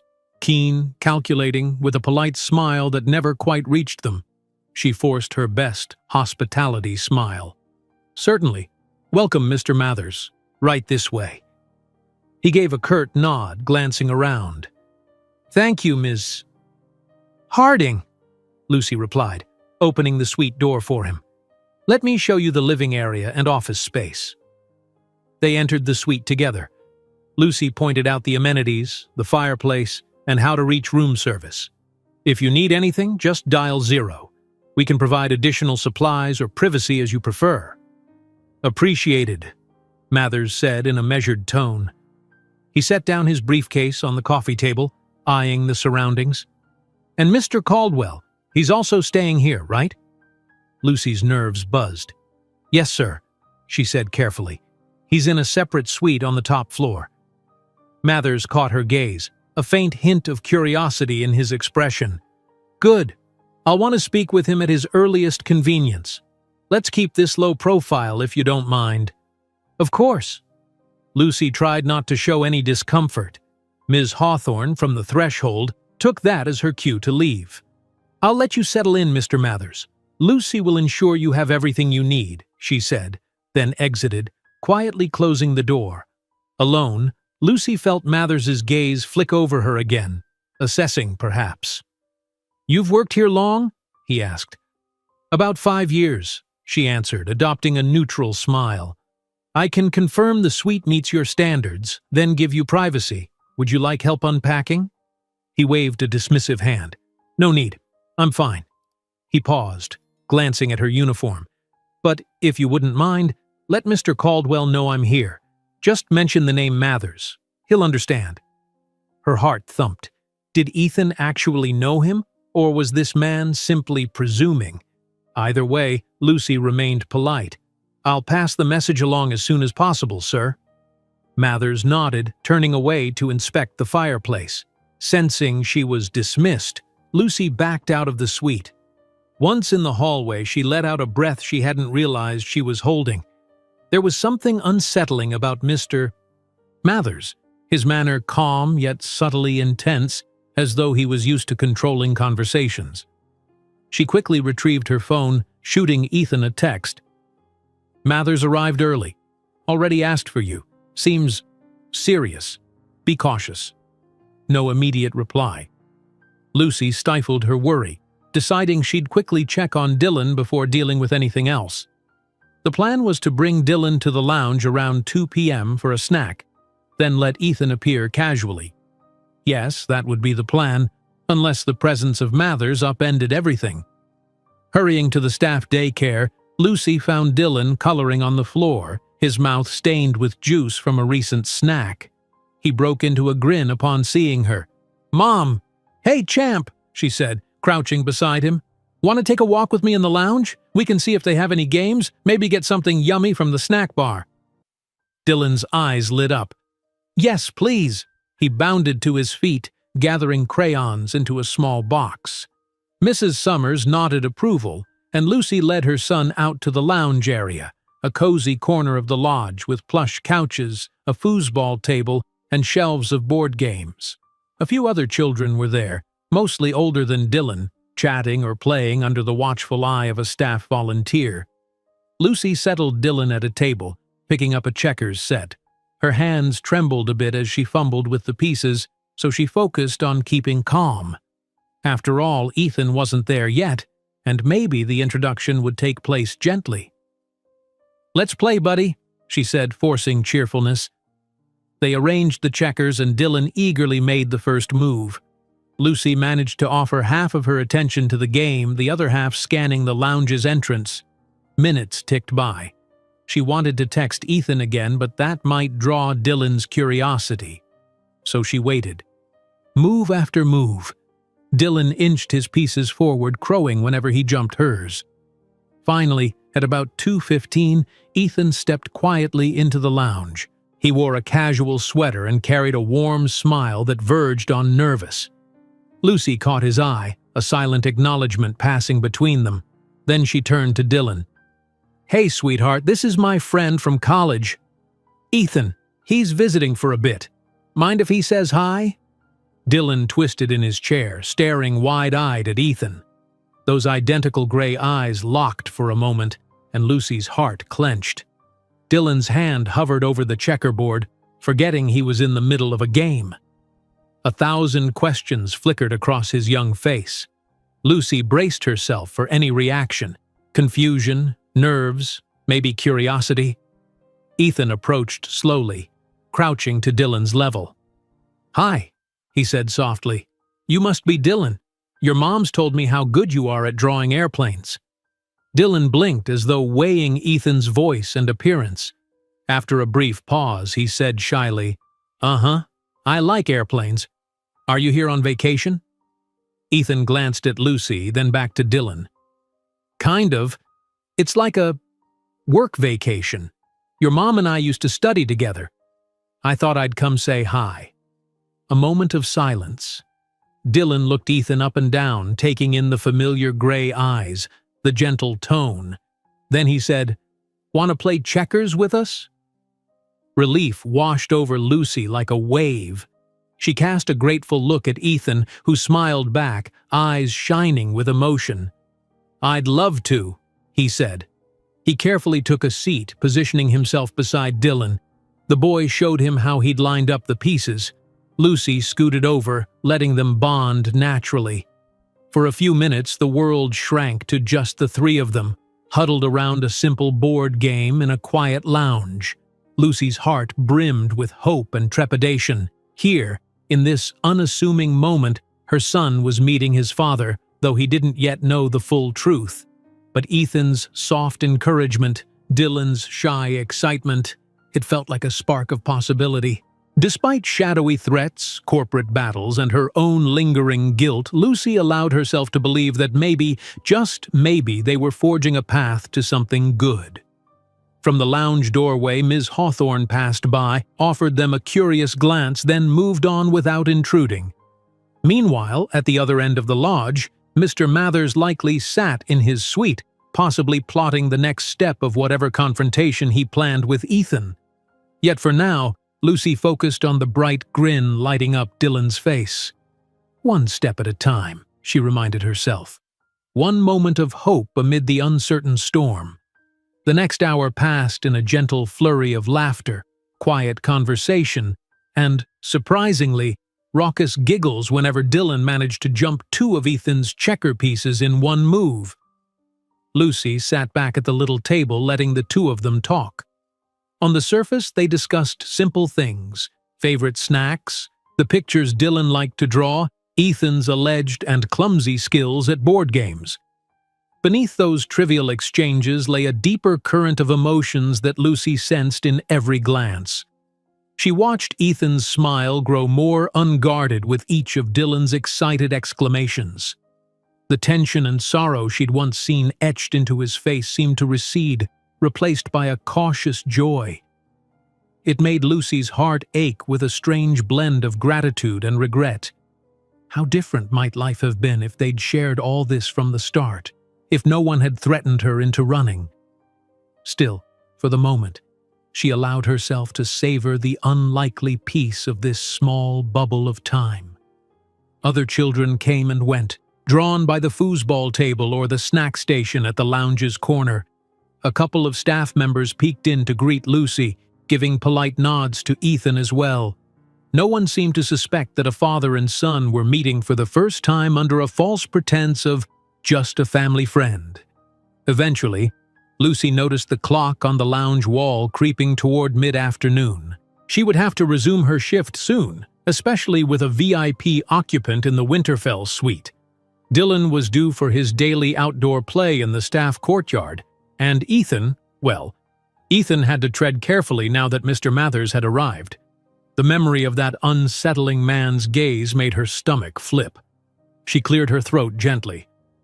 "Dylan, honey, we should probably wrap up the game so I can get back to work," she said, standing. "How about you pick up the pieces while I talk to Mr. Ethan for a minute?" Dylan pouted only a little. "Aw, but I was winning." He brightened, scooping up the checkers into the box. "We can play again later, right?" His earnest gaze darted to Ethan. Ethan nodded eagerly. "I'd like that a lot." He ruffled Dylan's hair, an affection that came so naturally it startled Lucy, and maybe startled him too, because he paused, pulling back with eyes suddenly bright. Lucy swallowed a lump in her throat, urging calm. Dylan beamed, evidently pleased, and hopped down to push the checkers box onto the toy shelf. Lucy gestured for Ethan to step aside, near the lounge's entry. Quietly, she said, "Thank you for taking it slow. He seems to have taken to you without any fuss." Her voice trembled with a subdued relief. Ethan exhaled, glancing over at the boy. "He's incredible. I can't believe he's so open and curious. I was afraid he might sense something was off." A tender smile tugged at Lucy's lips. "We might not be able to keep the old friend story up forever. Dylan's no fool. But for now, this is fine. One step at a time." He nodded. "Agreed." Then his expression darkened slightly. "By the way, I got your text about Mathers. He hasn't contacted me directly yet, but Trevor's trying to do some research on him. If he's truly a business associate from the board, we'll know soon enough." "Did you see him around?" she asked. "He came early. I showed him into the suite, and he seemed, difficult to read, but definitely purposeful. He asked for you by name." Ethan frowned. "He might be an emissary from a faction on the board, or he could be someone outside the company altogether, trying to corner me. I'll keep my guard up." A quick, forced smile. "But let's not overshadow this moment with that. I'll figure out what he wants soon." Lucy nodded, aware that Dylan was now hovering nearby, ear cocked in mild curiosity. She leaned in and said softly, "Dylan, do you want to show Ethan the courtyard? There's a little area where we feed birds sometimes. I have a few spare minutes." The child's face lit up. "Yes! We put seed out for the chickadees. They come right up to the fence." Then he grabbed Ethan's hand and tugged him toward the hallway with a carefree grin. "Come on, I'll show you." Ethan looked startled but pleased by the boy's enthusiasm. Lucy let them walk ahead, a swirl of warmth in her chest. She could almost pretend this was normal. A father and mother strolling with their child through a quiet lodge. If only the illusions of safety and unity could last forever. Outside in the staff courtyard, the air was crisp, the sun shining brightly off fresh snow. A low wooden fence enclosed the small space, meant for staff to take breaks.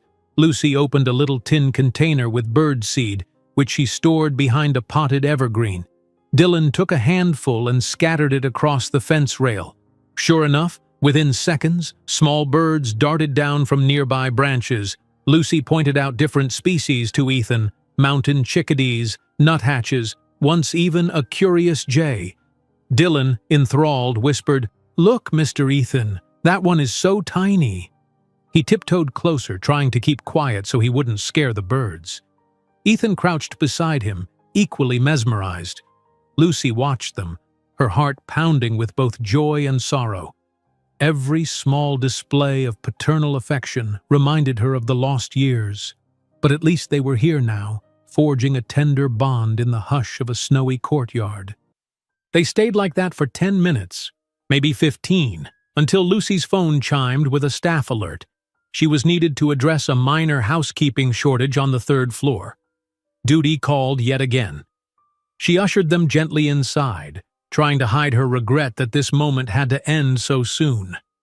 While Dylan scampered ahead, Lucy paused with Ethan beneath the covered walkway leading back into the resort.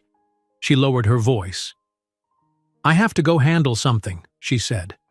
"Maybe you can return to your suite or the greenhouse, unless you want to talk to Mathers." Ethan raked a hand through his hair, expression torn. "I'm not sure if I should confront him alone, but I can't avoid him forever. If he's allied with the board, he might have an agenda that can't wait." He glanced at Dylan, who was twirling in circles in the corridor, completely oblivious to adult woes. "But I'd rather not do it around Dylan." Lucy laid a hand on his forearm gently. "I can keep Dylan with me. He's used to being in the staff daycare if I get busy. Why don't you discreetly swing by the Winterfell suite, see what Mathers wants? I'll message you if something comes up." He nodded, forcing a confident look. "All right, I'll handle it. Don't worry." They exchanged a last glance. Then Lucy guided Dylan off toward the staff floors, telling him she had to work, but that he could color or play with the other children until dinner time. Ethan, alone now, drew a bracing breath and turned in the opposite direction, heading for the 2nd floor. As he walked the corridor, he passed groups of tourists, older couples wearing winter coats, a family with boisterous kids chattering about skiing. None seemed to pay him any mind. Perhaps the world had not yet discovered that the scandal-plagued CEO was hiding here. Reaching the Winterfell suite, Ethan paused. The door was closed, an understated gold plaque reading "Private." He debated knocking, or should he call Trevor for backup first? But these were the sorts of battles he'd have to face if he intended to keep control of Caldwell Industries. Straightening his shoulders, he gave 3 firm raps on the door. A muffled voice answered, "Come in." Inside, Ethan found Mr. Mathers by the window, gazing out at the snow. The man turned upon hearing Ethan's entrance, his expression unreadable behind those wire-rimmed glasses. The suite was as Lucy had prepared, pristine, warm, a crackling fire in the stone hearth. "Mathers," Ethan said, tension coiled in his gut. "You wanted to see me?" "Yes," Mathers replied calmly, gesturing to the leather armchairs near the fireplace. "Thank you for coming. Sit if you like. We have business to discuss." Ethan remained standing a moment, studying the man's posture, his unwavering gaze. Something about him radiated a quiet confidence that put Ethan on alert. Finally, Ethan lowered himself into an armchair, arms resting on the plush armrests. Mathers took the opposite seat, crossing one leg over the other. "I understand you're with the Caldwell board, or at least affiliated with them," Ethan began, voice clipped. "You can cut the pleasantries. Why are you here?" Mathers leaned forward slightly. "I'm not precisely from the board," he said, "though I do have certain ties. I'm here because a group of influential shareholders sent me to assess your situation and your willingness to negotiate." He paused, letting his words hang. "We know the board is poised to oust you as CEO, but there may be arrangements that prevent such an outcome if you're amenable." "Arrangements," Ethan repeated, a note of skepticism creeping in. "Are you trying to say there's a backroom deal on offer?" Mathers spread his hands in a placating gesture. "Let's not be so blunt. Think of it as a strategic partnership. The board doesn't want Caldwell Industries to collapse under scandal. They want stability and profits. If you're willing to cede certain powers, make certain concessions, we can stabilize your leadership." Ethan felt a stab of anger. "So it's a power grab? They're blackmailing me into handing over partial control?" Mathers's lips curved in a polite, humorless smile. "We call it compromise. You keep the title of CEO, remain the public figure, but the final decision-making in certain domains would rest with others on the board. This arrangement spares you from a humiliating dethronement.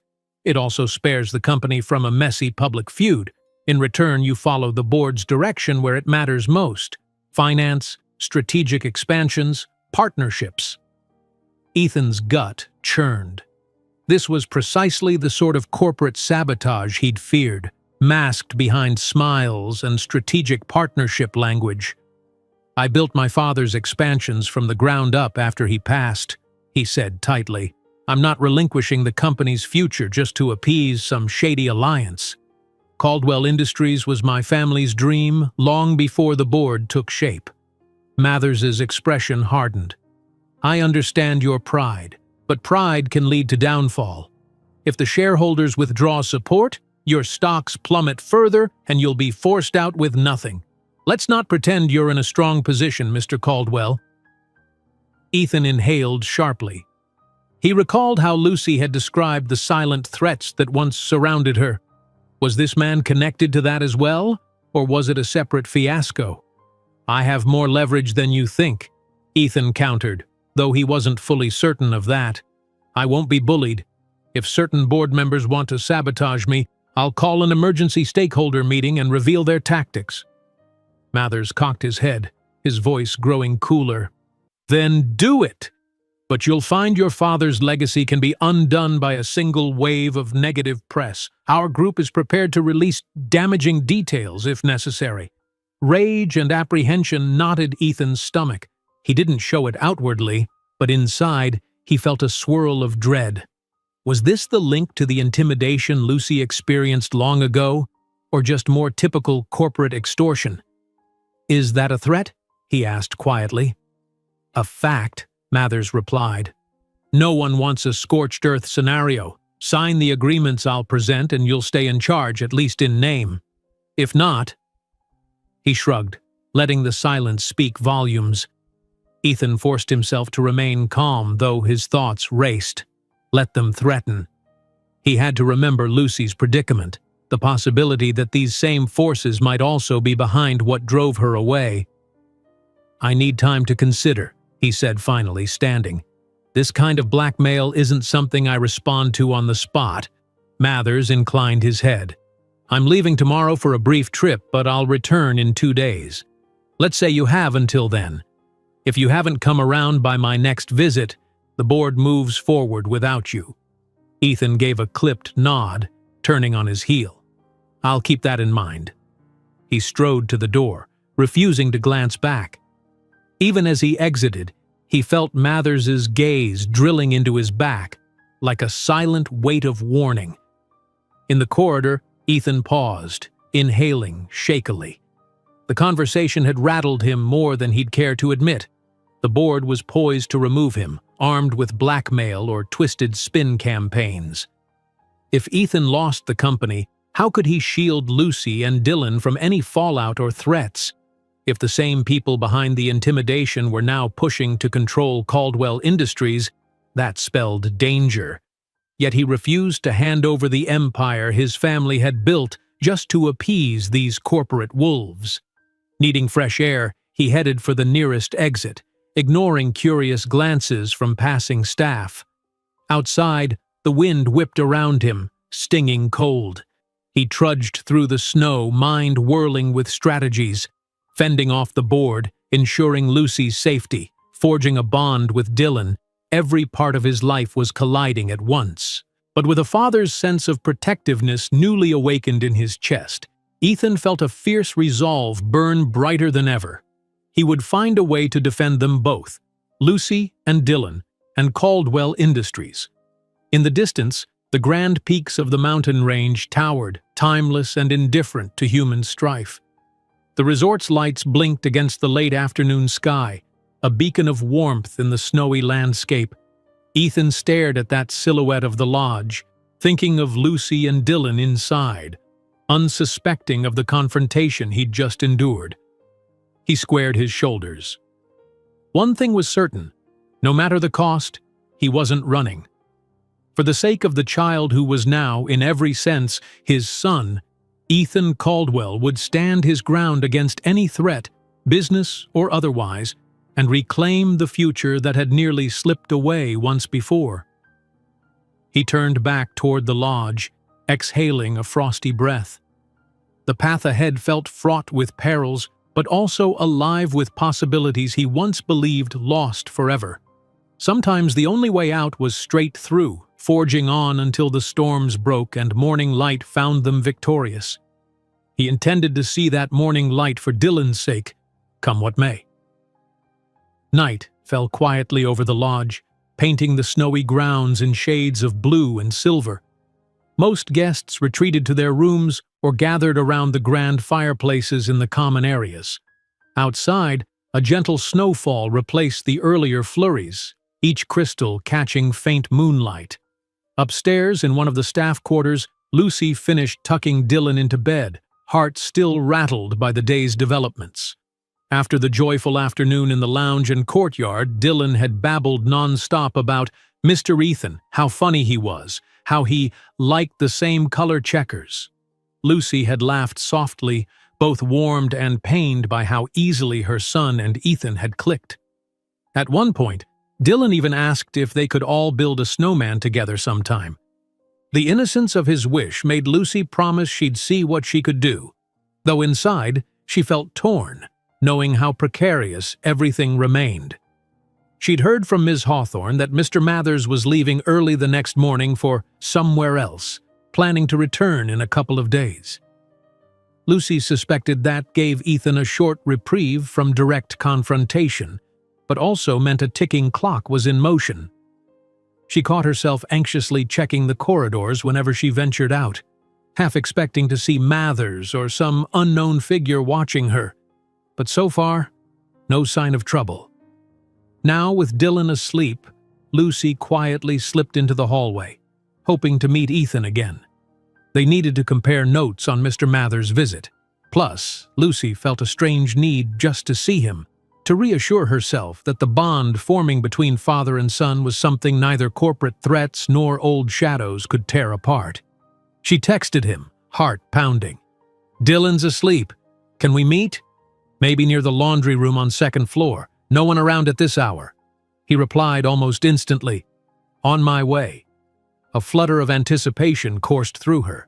After verifying that Dylan was tucked in safe, Lucy left, moving quietly past other staff doors.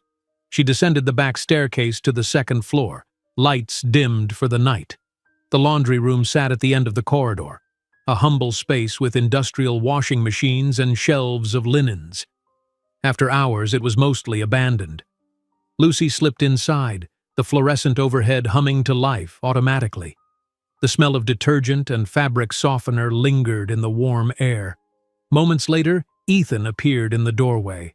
Their eyes met, a silent rush of relief crossing both faces. He eased the door shut behind him, stepping into the glow of the overhead lamp. Out of habit, Lucy cast a nervous glance at the hall window, ensuring no one lingered.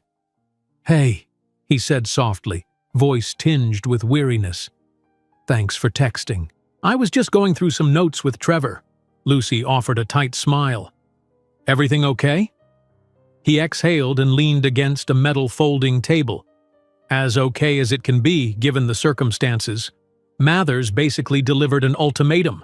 I either sign away some major control of Caldwell Industries, or they'll push me out entirely, maybe release negative press, tank the company's stock, all their usual sabotage tactics. Her chest tightened. "I'm so sorry, that's awful. Do you think they're connected to what happened with me, or is this just corporate bullying?" Ethan frowned, pushing a hand through his hair. "Unclear. Mathers didn't hint at anything about you or the old threats, but that doesn't mean the same people aren't involved at a higher level. Right now, it looks more like board politics, but I refuse to underestimate them. If they knew about Dylan or used it against me, who knows what might happen." Lucy nodded solemnly. The memory of those anonymous notes and warnings that drove her away resurfaced like a chill down her spine. "I can't stand the thought of them leveraging your fatherhood for some power play," she muttered. "So what will you do?" Ethan's jaw set. "I won't hand my family's legacy to these vultures, but I can't just barge into a board meeting unprepared. Trevor's assembling evidence of the board's shady dealings, things that might counterbalance their blackmail. If we can prove they've manipulated finances or engaged in unethical partnerships, it might scare them off." Lucy moved closer, drawn by his quietly fierce resolve. "Is that dangerous? Digging into their secrets?" "Potentially, but it's the only way," Ethan replied. "And I have to believe that if these are truly separate matters from the old threats, we'll handle them. But if they're connected..." His expression darkened. "They'll regret trying to intimidate me again." Her hand found his arm, a small show of support. "I'm with you. Whatever happens," she said, voice trembling yet determined. "I'm not running this time, and Dylan..." She swallowed. "He's so thrilled about you already. I won't uproot him again." Ethan's gaze softened at the mention of their son. He brushed her hand gently. "I can't describe what it meant to spend time with him. For a moment, it felt like the rest of the world vanished." His eyes flicked to the door as though worried about eavesdroppers, then back to her. "Thank you for making that possible." Lucy managed a small smile. "He asked if we could build a snowman together. Maybe tomorrow, if your schedule allows? We have a day off from bigger events, so the courtyard might be free." A flicker of genuine happiness lit Ethan's face. "I'd love that. Let's do it, assuming no emergencies crop up." They locked eyes, hearts brimming with the promise of normalcy. In that stolen moment, Lucy felt an ache of nostalgia for a life they might have had, waking up together, raising Dylan without fear, building the philanthropic dreams they once discussed. Could they still forge some version of that future? There were no guarantees, but hope flickered nonetheless. As if reading her mind, Ethan's hand slid from her arm to her shoulder, resting there gently. They stood in a hush, broken only by the gentle thrum of the laundry machines. Lucy's breath caught. The distance they'd maintained, the barriers, felt fragile now. Emotions swelled, old wounds mixing with new longings. Slowly, Ethan leaned in, hesitating mere inches from her face, silently asking for permission. She closed her eyes, heart pounding, and leaned the rest of the way until their lips met in a tentative kiss. It was soft, filled with uncertainty, regret, yet also an undercurrent of desperate yearning. Lucy felt tears prick her eyes, a surge of memories flooding back, the first time they kissed years ago, the late-night study sessions that turned into whispered confessions of love. Then the cruelty of that last month before the wedding, the cruel threats, her terrified departure. Now, as they parted, Lucy's cheeks warmed, breath unsteady. Ethan's eyes shone with emotion. I'm sorry," he murmured. "Did I overstep?" She shook her head. "No, I just wasn't sure if—" Her voice faltered. "I'm still scared of all the unknowns, but I do care about you, Ethan. That never changed." Relief and longing warred on his face. "I care about you too, always have. Even after you vanished, A sudden noise interrupted them, the creak of the laundry room door. They jumped apart instantly, hearts hammering. One of the night shift staff poked her head in, blinking in surprise at seeing them. "Oh, I'm sorry," said the woman carrying a stack of towels. "I just came to change the machine. Didn't know anyone was here." Lucy cleared her throat, cheeks flushed. "No worries, I was just finishing some inventory. And Mr. Caldwell needed a spare blanket," she improvised quickly, pointing vaguely to a shelf. "We'll, get out of your way." The staff member nodded uncertainly, stepping aside to let them pass. Lucy and Ethan slipped out into the corridor, each studiously avoiding the woman's curious look. Once the door closed behind them, Lucy's shoulders shook with nervous laughter. "That was close," Ethan let out a breath. "We need to be more careful." But a small, almost bashful smile touched his lips. "You okay?" She nodded, though her pulse still raced. She couldn't believe how that kiss had stirred every emotion she'd locked away for 5 years. "I'm okay. Better than okay." She met his gaze squarely. "But let's keep this between us for now. We have enough complications." "Absolutely," Ethan agreed. "And Lucy, no matter what happens with the board, or whoever threatened you in the past, I promise I won't abandon you or Dylan." It was the kind of vow she once yearned to hear. She believed him, but also knew that circumstances could spiral out of control.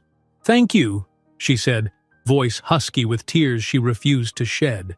"You'd better get some rest. Tomorrow, Snowman Day?" He grinned softly. "Snowman Day," he repeated. Then, after another brief moment of hesitation, he stepped forward and pressed a light, brief kiss to her forehead. It felt like a silent seal on their fragile promise. "Good night." "Night," she whispered. They parted ways in the corridor, Ethan heading for the VIP elevator. Lucy ascended the back stairs to her attic-level room, checking her phone repeatedly as if expecting some crisis. But there were no new messages. She slipped inside, finding Dylan still sound asleep, the hush of the lodge pressing around them. She sank onto her bed, heart swirling with possibility and dread. The next morning brought fresh sunlight and a thin dusting of new snow, perfect for building a snowman. Lucy woke Dylan with excitement, telling him they might have a special friend joining them if he wanted to play outside. He squealed happily, already guessing it was Ethan. By mid-morning, Lucy guided him to a quiet side courtyard, far from the main entrance. She had texted Ethan the location, a place generally ignored by most guests. Dylan wore bright mittens and a puffy jacket, stumbling through knee-deep snow and chattering about how big the snowman should be. Lucy laughed, chasing him around with handfuls of loose flakes, shaping the base of a snowman mound. A few minutes later, Ethan appeared, similarly bundled in a coat and knitted cap. At first, Lucy saw a flicker of anxiety in his eyes, maybe scanning for paparazzi or onlookers. But as soon as Dylan greeted him with a gleeful shout, Ethan's tension melted into a genuine smile. The three set to work, rolling snowballs across the courtyard to form segments of the snowman. Dylan insisted on making it the biggest in the world. Lucy teased that they'd need a ladder for that, but they tried anyway, forging 2 large spheres and a smaller one for the head. Ethan discreetly snagged a few pine cones from the edge of the forest for eyes and buttons. As they worked, Lucy found herself grinning so widely, her cheeks ached. She couldn't recall the last time she'd felt so light-hearted, especially with Ethan by her side, both of them indulging in playful banter. Dylan squealed when Ethan pretended to lose balance, nearly dropping the head of the snowman. Lucy caught it, the 2 adults dissolving into laughter. Finally, they hoisted the top ball in place, stuck pine cones for eyes and mouth, and used a crooked twig for a nose. Lucy rummaged in her pocket for a spare scarf, which she wrapped around the snowman's neck. Dylan clapped, face glowing with pride. "We did it!" Ethan surveyed the somewhat lopsided creation with mock seriousness. "He's a handsome fellow," he declared, adjusting the twig nose. Then he offered Dylan a playful wink. "Should we name him?" Lucy and Dylan brainstormed names: Frosty, Sir Snowington, Captain Icy, until they settled on Professor Snow, a compromise of sorts. They all giggled as Lucy introduced the snowman, prompting them to tip invisible hats in mock greeting. For a blissful span of minutes, it was as though they were a regular family enjoying winter fun. Lucy felt her chest constrict with a bittersweet longing. This was how it was supposed to be. 2 parents, 1 child, simple happiness. She nearly forgot the looming threats, Mathers, the board's schemes, the unanswered questions of the past. Only when Dylan started to shiver did Lucy's practical instincts resurface. "Time to head inside," she announced. "You're turning into a snowman yourself, buddy." He whined a bit but nodded, lips quivering. Ethan brushed snow off Dylan's jacket, tension creeping back into his shoulders as if remembering he couldn't linger publicly too long. Lucy picked Dylan up, carrying him against her hip, and gave Ethan a meaningful look. "Thank you," she whispered, "for coming." He nodded. "Any time," he murmured. "I'll be around. Just text me if you need me. I'll do the same." They parted ways at the staff entrance, Ethan slipping away to avoid curious guests. Dylan, still chattering about building a second snowman tomorrow, didn't even notice. Lucy escorted him to their room for hot cocoa and dry clothes. Once there, though, as Dylan sipped from a steaming mug, Lucy realized how easily she was falling into these moments with Ethan, moments that blurred the line between old heartbreak and new hope. Would it all come crashing down when the board's showdown intensified? What if the same forces that once drove her away returned, now with more reason to strike? She shook off the dread, forcing a smile for Dylan. Her child's smile was enough to remind her why she was standing her ground. A short while later, Ms. Hawthorne radioed Lucy about a housekeeping shuffle. Someone called out sick, meaning Lucy had more suites to handle. She sighed, checking the time. Dylan had a half-day in the staff daycare anyway, so she could drop him off soon. As she prepared to leave, Dylan piped up, "Mr. Ethan is really nice, Mom. He's like he's known me a long time. Do you think he'll stay here forever?" His innocent question made Lucy's throat tighten. She ruffled his hair, avoiding his gaze. "We'll see, sweetie. He's got a lot of grown-up stuff to figure out. But I know he really likes spending time with you." Dylan grinned, satisfied with that. Meanwhile, Lucy's mind swirled. How would they tell him that Ethan was actually his father? Soon, no doubt. Each passing moment made it harder to conceal, especially now that Dylan was forging a real attachment. She dreaded the questions, the confusion, the possible heartbreak if any of them had to leave. But as she handed Dylan off to the friendly daycare worker again, Lucy locked her resolve. She wanted to trust that Ethan would protect them, that they could face whatever came next as a united force. For Dylan's sake, she was done living in fear. A dull ache of foreboding lingered, however, as she recalled how swiftly illusions could shatter. She only prayed that this time the threat could be neutralized before it tore them apart again.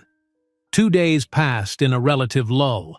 Mr. Mathers had departed the morning after his ultimatum, leaving a palpable sense of impending collision looming over Ethan. Yet in that interim, no immediate disaster struck. Lucy tried to keep her mind firmly on day-to-day tasks. Housekeeping schedules, checking in and out for new arrivals, and, in rare spare moments, watching Dylan gleefully play with Ethan in the lodge's quieter spaces. In that stretch of time, no one else suspicious appeared at the resort. Paparazzi didn't swarm the premises. The staff seemed more preoccupied with a minor plumbing issue in one of the guest wings than with any rumored scandal. Lucy began to wonder if her years of living in hiding had been for nothing, if perhaps that unknown threat truly had vanished along with her old life. Yet she saw how Ethan's tension simmered just beneath the surface. He had phone calls at odd hours with his assistant Trevor, his expression darkening whenever they discussed the board's shifting alliances. Once, Lucy glimpsed him pacing in a secluded hallway, phone pressed to his ear, voice tight with frustration. She knew the clock ticked on Mather's return, and with him, whatever confrontation or blackmail the board intended to force on Ethan. Dylan remained blissfully unaware of those stakes. He pestered Ethan for more snowman adventures, insisted they try every flavored cocoa the lodge's cafe offered, and bragged to the other kids that he had a super cool friend who liked to draw airplanes with him. Lucy overheard this bravado and felt a pang.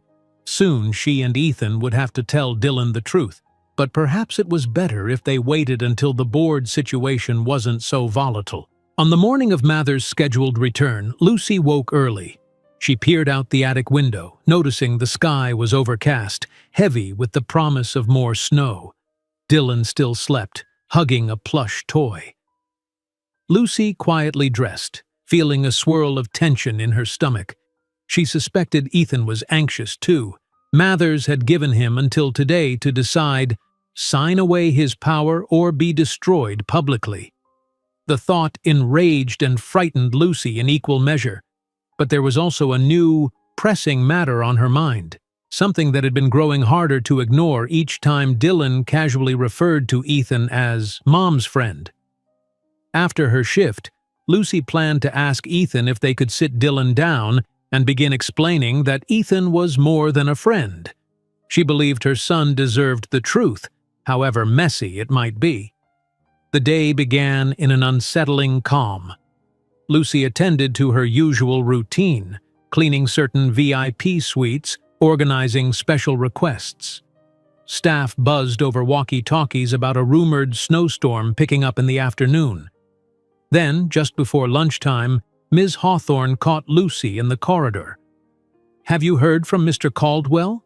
Mr. Mathers arrived about half an hour ago and he's been asking to meet." Lucy stiffened. "No, not yet. I'll see if I can find him." She tried texting Ethan, but no reply came.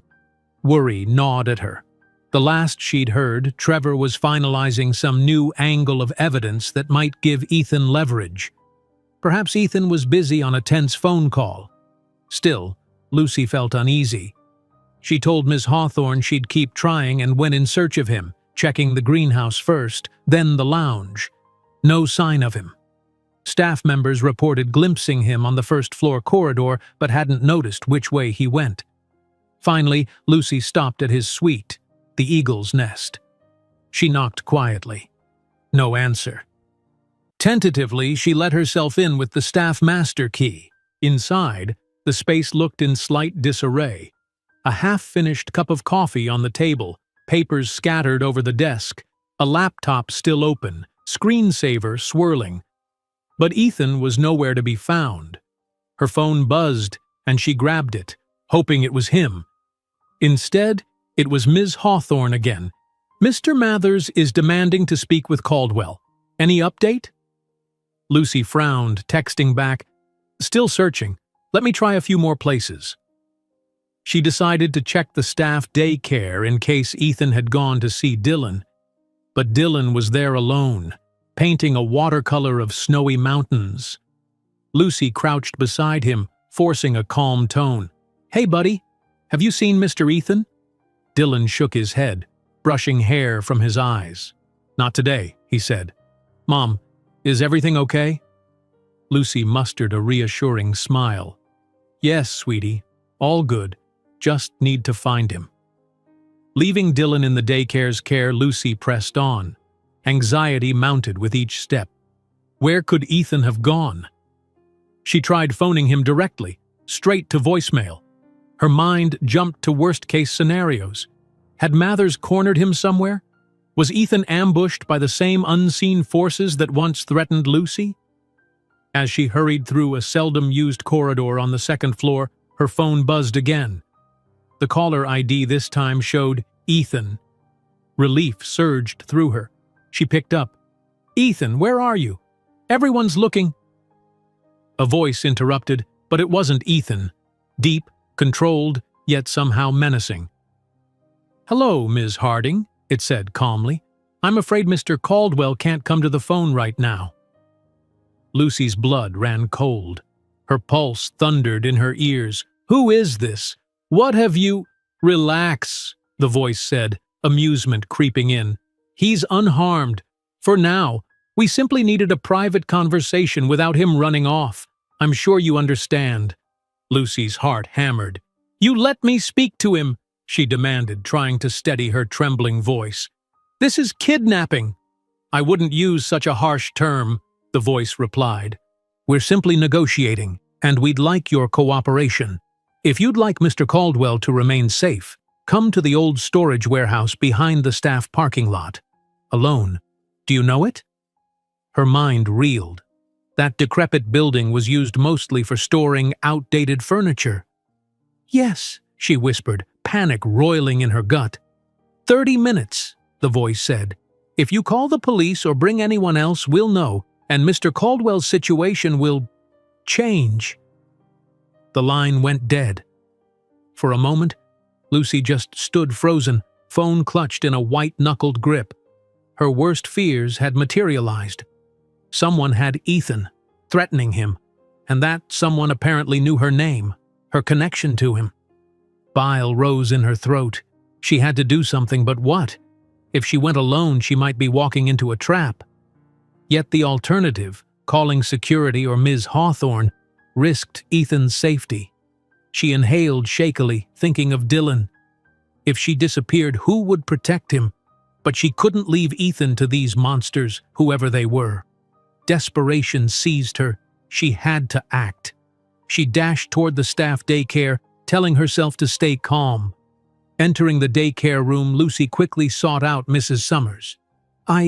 Something came up, Lucy lied, panic beneath her words. "An emergency. Please keep Dylan until I return. Don't let him leave with anyone else, okay?" Mrs. Summers frowned, sensing Lucy's distress. "Of course, dear. Is everything all right?" Lucy forced a nod, refusing to betray her panic in front of Dylan. "I'll be back soon. Please, just watch him carefully." She tried to sound casual, but the teacher looked worried. Still, she agreed. Lucy bent to Dylan, who was painting a second mountain scene. She kissed his hair, forcing a shaky smile.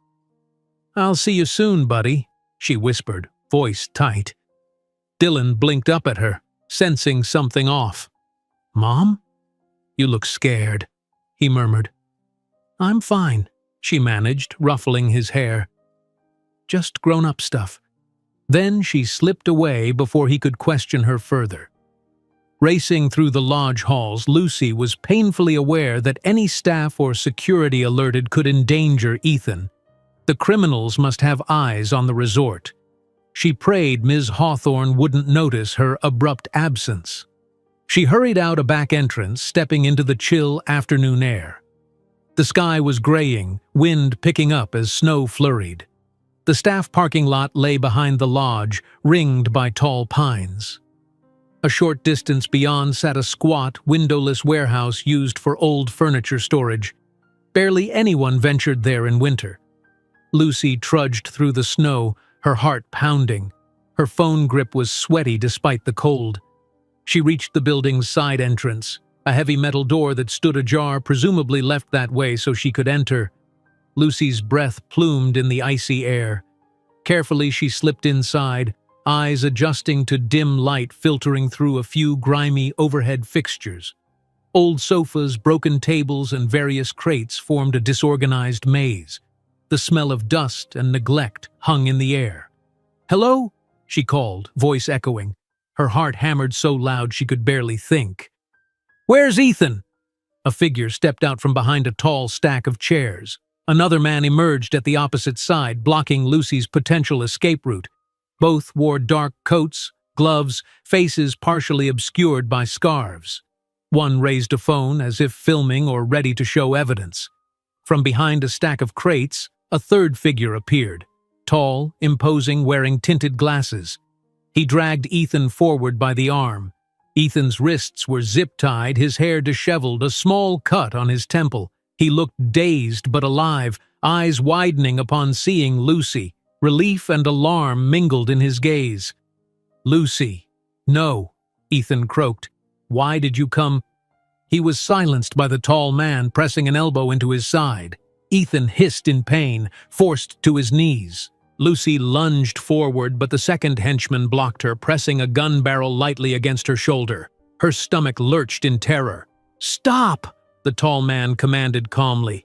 "He's fine, Ms. Harding, so long as you cooperate." She swallowed, tears burning her eyes. "What do you want? Money?" A dry laugh came from behind the scarf. "Money? Perhaps, but more importantly, leverage. We know who you are, and we know about your son. You see, Mr. Caldwell's choice has a direct impact on many of us. We're here to make sure he chooses wisely." Lucy's world spun. They did know about Dylan. Her voice shook. "Don't you dare involve my child.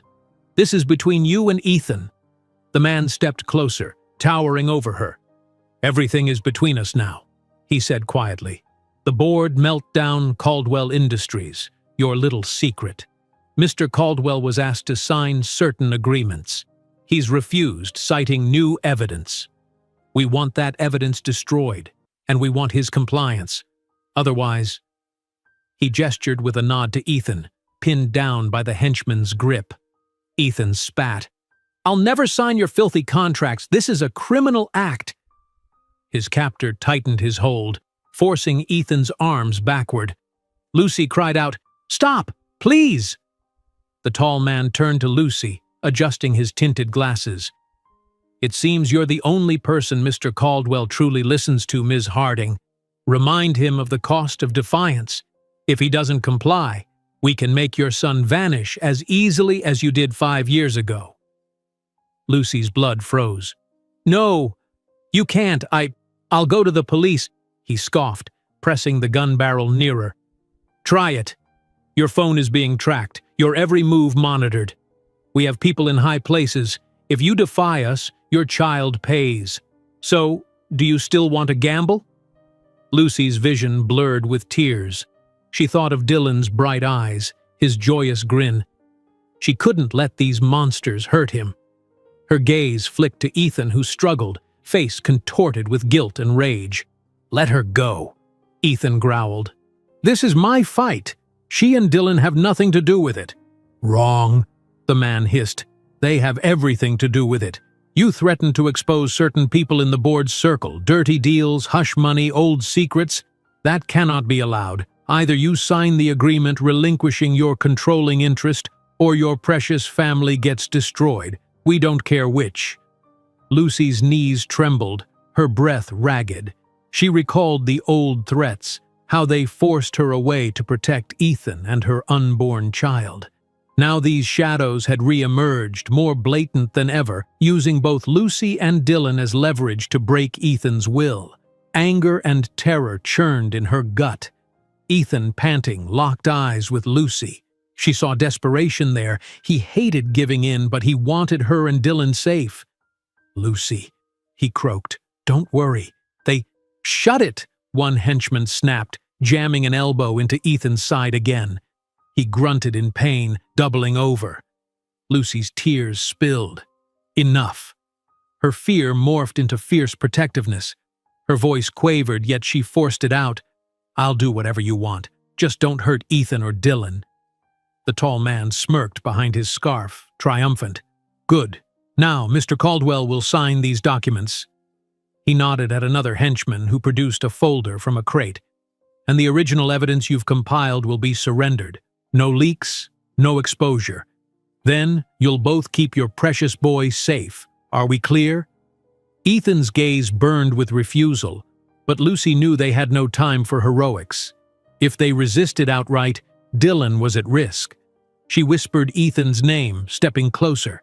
"Please," she pleaded in a trembling voice, "just do what they say for now.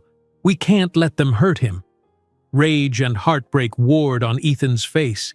He hesitated, fists clenched. Then he nodded, voice thick with defeat. "Fine," he muttered. "I'll sign under duress." With cruel efficiency, they forced Ethan to kneel at an old table, wrists still bound, as one henchman flipped open the folder and pointed to pages. Lucy hovered close, tears rolling down her cheeks, terrified yet trying to project solidarity. She prayed Ethan had a plan, that this was just a temporary concession until he could strike back. The tall man hovered, gun still in hand, ensuring Lucy didn't interfere. "Sign them," he repeated, tone ice cold. Ethan stared at the legal documents, pen trembling in his fingers. Then, with a silent glare of hatred, he scrawled his signature in the designated spots. Lucy could practically feel his anguish. He was ceding the controlling stake of Caldwell Industries, effectively surrendering his family's legacy. All for her and Dylan. Once finished, the henchman snatched up the folder, checking each line. A satisfied nod. "Good," the tall man said. He turned to Lucy. "Now, the evidence. Your little sidekick Trevor has an encrypted drive, yes? Where is it?" Ethan didn't answer, jaws clenched. The man raised his gun, aiming directly at Lucy. "Shall I rephrase?" Lucy gasped, throwing up her hands in fear. "Don't!" Ethan relented. "My suite, hidden in the fireplace alcove. The encryption key is on my laptop. Take it. I'll tell you the password." "Smart choice," the man sneered. One henchman left immediately, presumably to retrieve it. Time crawled in suffocating dread. Lucy stood helpless, her heart pounding, wishing for any chance to call for help, to fight back. But they were outnumbered, armed men controlling every move. She ached for Dylan, safe in daycare for now, but for how long if these thugs decided to escalate? Finally, the tall man stepped back, gesturing to Ethan. "Knock him out," he told the other henchman. Lucy cried in protest, but the henchman slammed the butt of his pistol into Ethan's head before he could brace. Ethan collapsed with a grunt, losing consciousness. Lucy screamed, rushing forward. Another henchman grabbed her, yanking her back. "Enough!" hissed the tall man. "He'll wake later. Consider yourselves warned. If you breathe a word of this to the lodge staff or the police, we'll return. And next time we won't spare the child. Understood?" Lucy, sobbing, nodded desperately.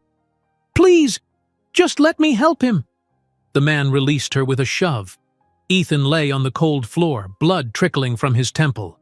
The tall man's voice reverberated with finality. "This ends now. No more evidence, no retaliation. You keep quiet, and your son lives. Try anything else, and you'll lose everything. We're finished here."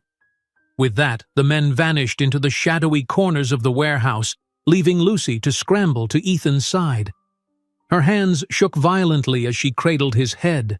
Blood matted his hair. He was breathing, but unconscious, his face pale. Lucy fumbled for her phone, wanting to call an ambulance, but fear paralyzed her. What if they were watching, waiting for her to call 911, punishing her by going after Dylan? Tears blurred her vision. She pressed trembling fingers to Ethan's pulse, still strong, but he needed medical help. Mind racing, Lucy realized she could sneak him back to the lodge, maybe call Trevor or Ms. Hawthorne discreetly for a doctor. The criminals had said no police, but she couldn't leave him here. Gritting her teeth, Lucy carefully propped Ethan up, removing the zip tie from his wrists with a pair of scissors she found on a dusty shelf. He stirred faintly, eyes flickering. She half-carried, half-dragged him toward the door, every step an agony of fear. Outside, the snow pelted them with a biting wind. Lucy's breath came in gasps, adrenaline fueling her. They reached the lodge's back entrance somehow, Lucy's shoulders numb from supporting Ethan's weight. She avoided the main corridors, leading him through staff hallways until she found an unoccupied storage room. Flicking on the light, she gently lowered him against a wall. He groaned, blinking slowly. "Lucy," he rasped. "They took everything." She knelt, tears falling unrestrained. "Shh, it's okay. We'll get you help." "Dylan," he slurred, trying to sit up. "Are they—" "He's safe. He's fine," Lucy whispered, heart in her throat. "But we need a doctor for you. We'll—" He shook his head, wincing. "Can't alert paramedics. They'll see the injuries, ask questions. Those bastards will come after Dylan." Lucy's tears burned hotter. He was right. They had to be cautious. She pressed a cloth to his temple to stanch the bleeding. "Then let me call Trevor or Ms. Hawthorne. We can handle this privately." Ethan winced, breathing raggedly. "Trevor, maybe, but not Ms. Hawthorne. She might feel obligated to involve authorities." He coughed, pain etched on his face. "I can't lose you two." Lucy bit her lip to keep from sobbing. This was madness. They were hostages to threats once again, just as Lucy had been years ago. But now Ethan knew the depth of that fear, the helplessness. She brushed his hair gently, voice raw. "I'm so sorry. You gave up so much to keep us safe. I shouldn't have let you face them alone." He squeezed her hand weakly. "You had no choice."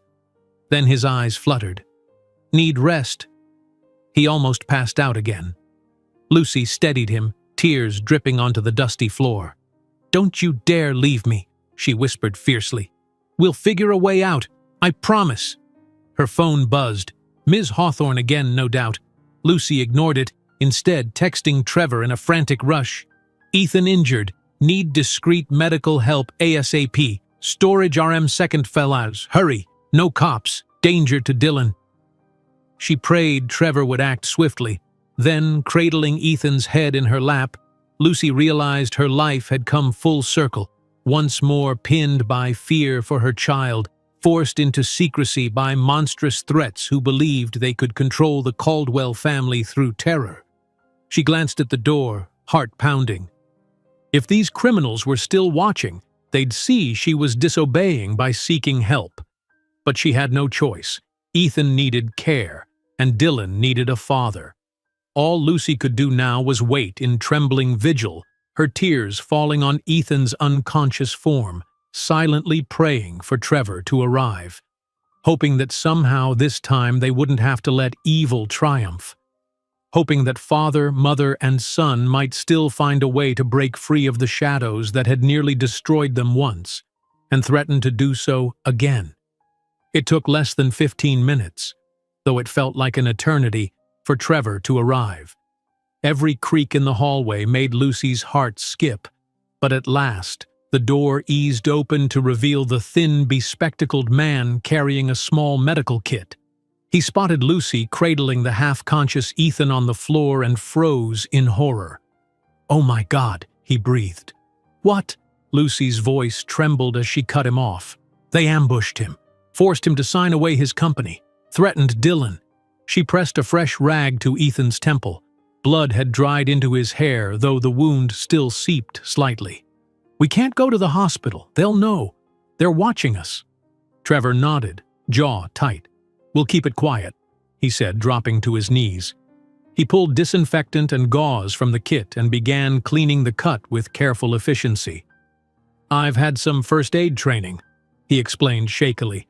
"But if he's got a concussion—" "We'll deal with it," Lucy whispered, tears in her eyes. "Just help him now, please."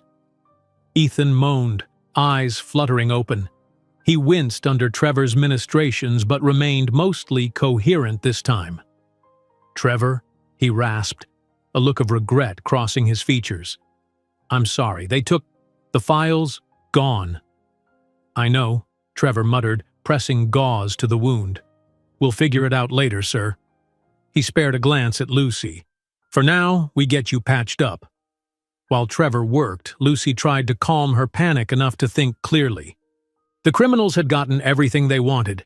Ethan's signature on the controlling interest documents, plus all the incriminating evidence that might have let them fight back. Now they were effectively pinned. He couldn't reveal the kidnapping or blackmail without risking Dylan's safety. It felt like an impossible trap. Once the bleeding slowed, Trevor helped Ethan to his feet, draping one of Ethan's arms across his own shoulders for support. Lucy steadied him from the other side. They guided him out of the storage room, moving in tense silence through back corridors. If a staff member passed, Lucy pretended to be assisting a tipsy or ill guest. They made it to Ethan's suite without encountering anyone suspicious. Once inside, Lucy and Trevor eased him onto the couch. "Thank you," Ethan croaked. His face was still ashen, a bruise forming on his cheek, but at least he was awake. "Trevor, talk to me. Did the board file come in? The one that might tie them to illegal deals?" Trevor grimaced, setting his medical kit on the coffee table. "It arrived an hour ago, but the men who attacked you took your encryption key, right? They'll be searching for any backups. If they realize we still have the raw data, they could come after us again." He hesitated.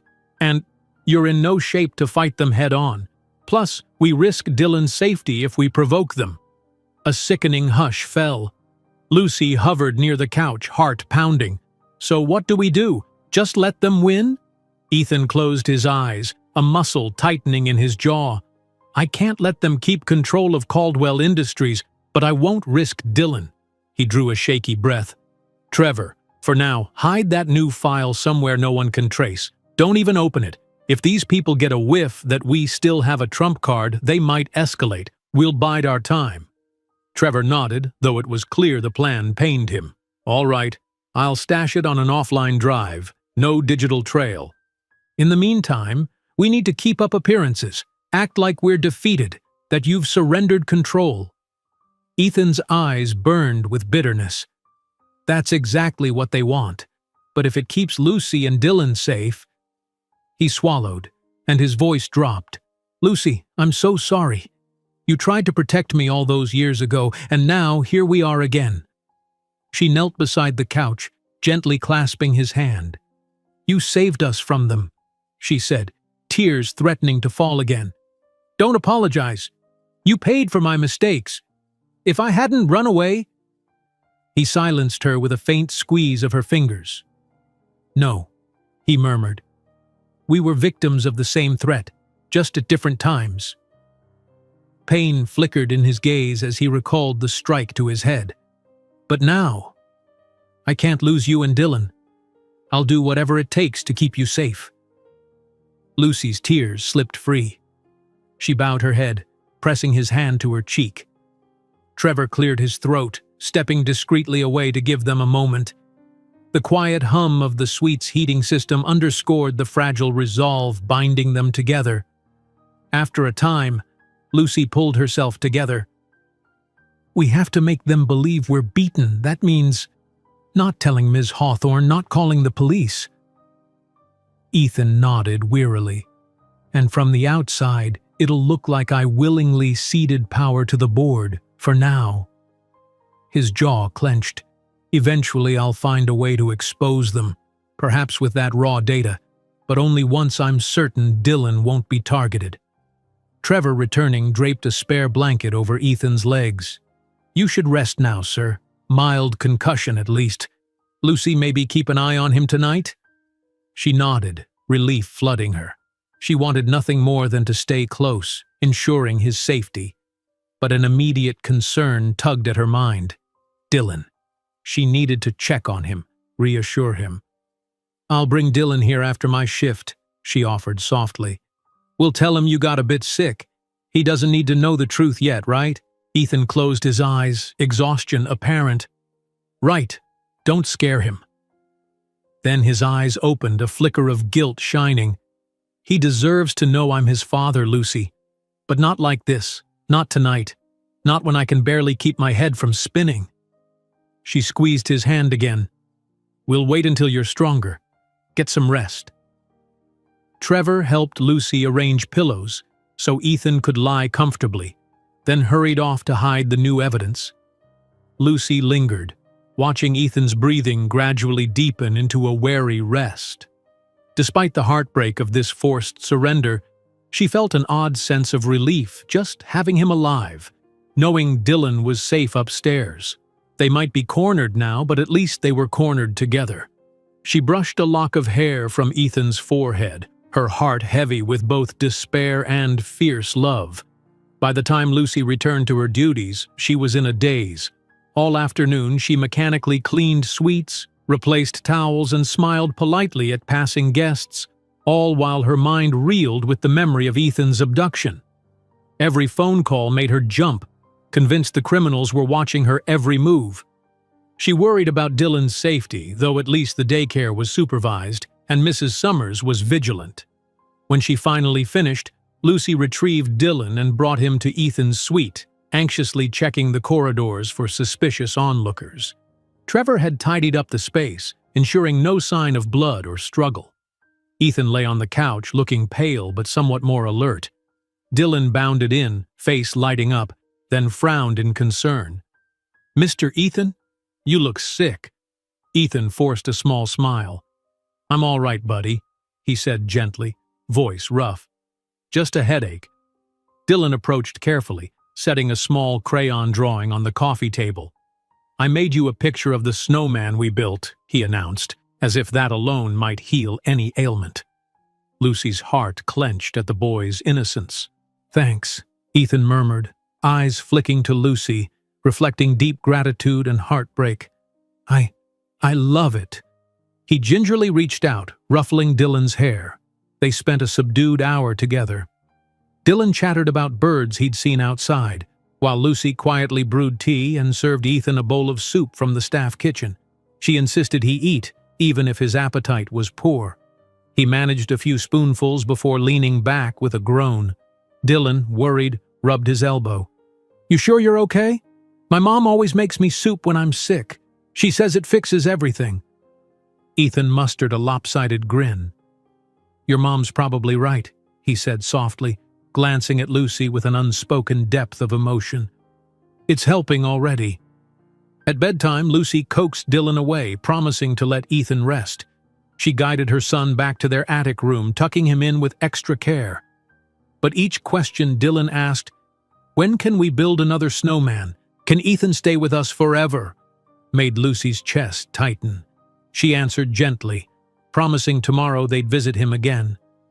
For tonight, Ethan needed quiet.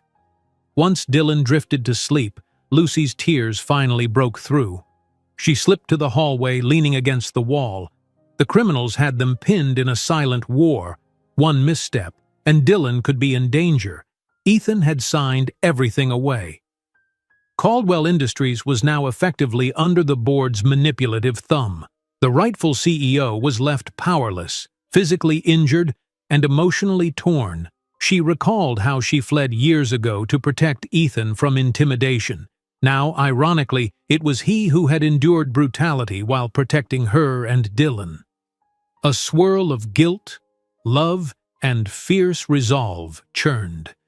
She couldn't let evil win this time.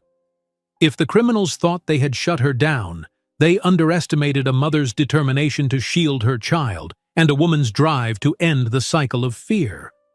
But how? She had no resources, no influence, just an encrypted file Trevor had stashed away. Maybe that was a faint glimmer of hope if they could find a safe means to expose the board's wrongdoing. And maybe, just maybe, Lucy could glean if these criminals were the same who threatened her long ago.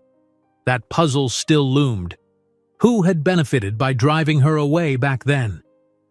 Dragging herself to bed, Lucy resolved to stand firm by Ethan's side.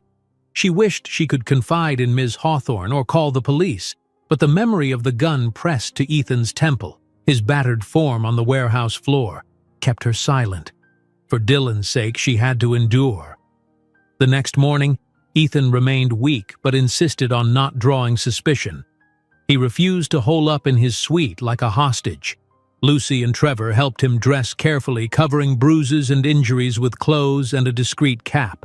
Dylan, still none the wiser, believed Ethan was just recovering from a migraine. Over breakfast, Ms. Hawthorne relayed that Mr. Mathers had officially checked out at dawn without a word. Lucy's stomach twisted, suspecting he'd left behind a network of watchers to ensure compliance. All that day, Lucy juggled her normal duties, covertly checking on Ethan when she could. They shared small, tense conversations in quiet corners, always scanning for watchers. Though battered, Ethan was determined to maintain a facade of normalcy. He even told Ms. Hawthorne he'd decided to meet the board's requests for the good of the company, an explanation that appeased her curiosity. At nightfall, Lucy and Dylan visited Ethan once more, giving him small joys, board games, a story, the sight of Dylan's bright smile. Each moment, Lucy felt the heartbreak of forced secrecy and the dread that the criminals might reappear at any moment. After Dylan went to bed, Lucy lingered with Ethan. His bruise had darkened, but his eyes were sharper. He took her hand quietly. "I can't let them get away with this forever," he said, voice trembling with anger. "But we need time, and we can't do it alone." Lucy sank onto the couch beside him, tears in her voice. "I'll help. I don't know how, but I'm done hiding. We'll find the right allies, maybe outside the board's reach. Prove what they've done. Just please, promise we'll keep Dylan out of harm's way." His fingers tightened around hers. "I promise," he said fervently. "And once we're safe, once we have a plan, I want Dylan to know the truth about me, if he'll still have me as his father." Emotions welled in Lucy's chest, but she managed a tremulous smile. "He will," she whispered, pressing her forehead to his. "He's already half in love with you." Her voice hitched. "We'll tell him soon." They sat like that for a while, simply breathing, leaning on each other in the quiet, lamp-lit suite. Neither had illusions that the danger was over. If anything, it loomed larger than ever. But at least they had each other's support, and they had Dylan's irrepressible light. Sometime around midnight, Lucy stood to leave, exhaustion sweeping over her. Ethan insisted she rest properly. "I'll manage," he said, forcing a faint grin. "I'm stubborn, remember?" She kissed his cheek gently, ignoring the pang that soared through her at the intimacy. "I remember," she whispered. "Take care." In the hallway, Lucy paused, tears threatening. She reminded herself that this wasn't the end, merely another battle in a war that started years ago. Now, father, mother, and child stood together, determined to protect each other from a threat that thrived on silence and fear. It would take cunning, courage, and possibly outside help to dismantle the criminals' hold on Caldwell Industries and on their lives. But Lucy felt a spark of hope. They had come too far, lost too many years to bow under intimidation again. The promise in Ethan's eyes and the warmth of Dylan's laughter fortified her. They would find a way, for the sake of the family they'd become, a family that no blackmailer or board of ruthless executives had the right to destroy. So ended one chapter of their struggle, yet Lucy felt certain a new one had just begun. The road ahead would be fraught, but they were no longer alone. Love, hope, and the fierce spirit of parenthood blazed in their hearts, guiding them toward a dawn where at last they might stand free of shadows and let the truth shine. If you enjoyed this story, don't miss the next one. Just click on the screen,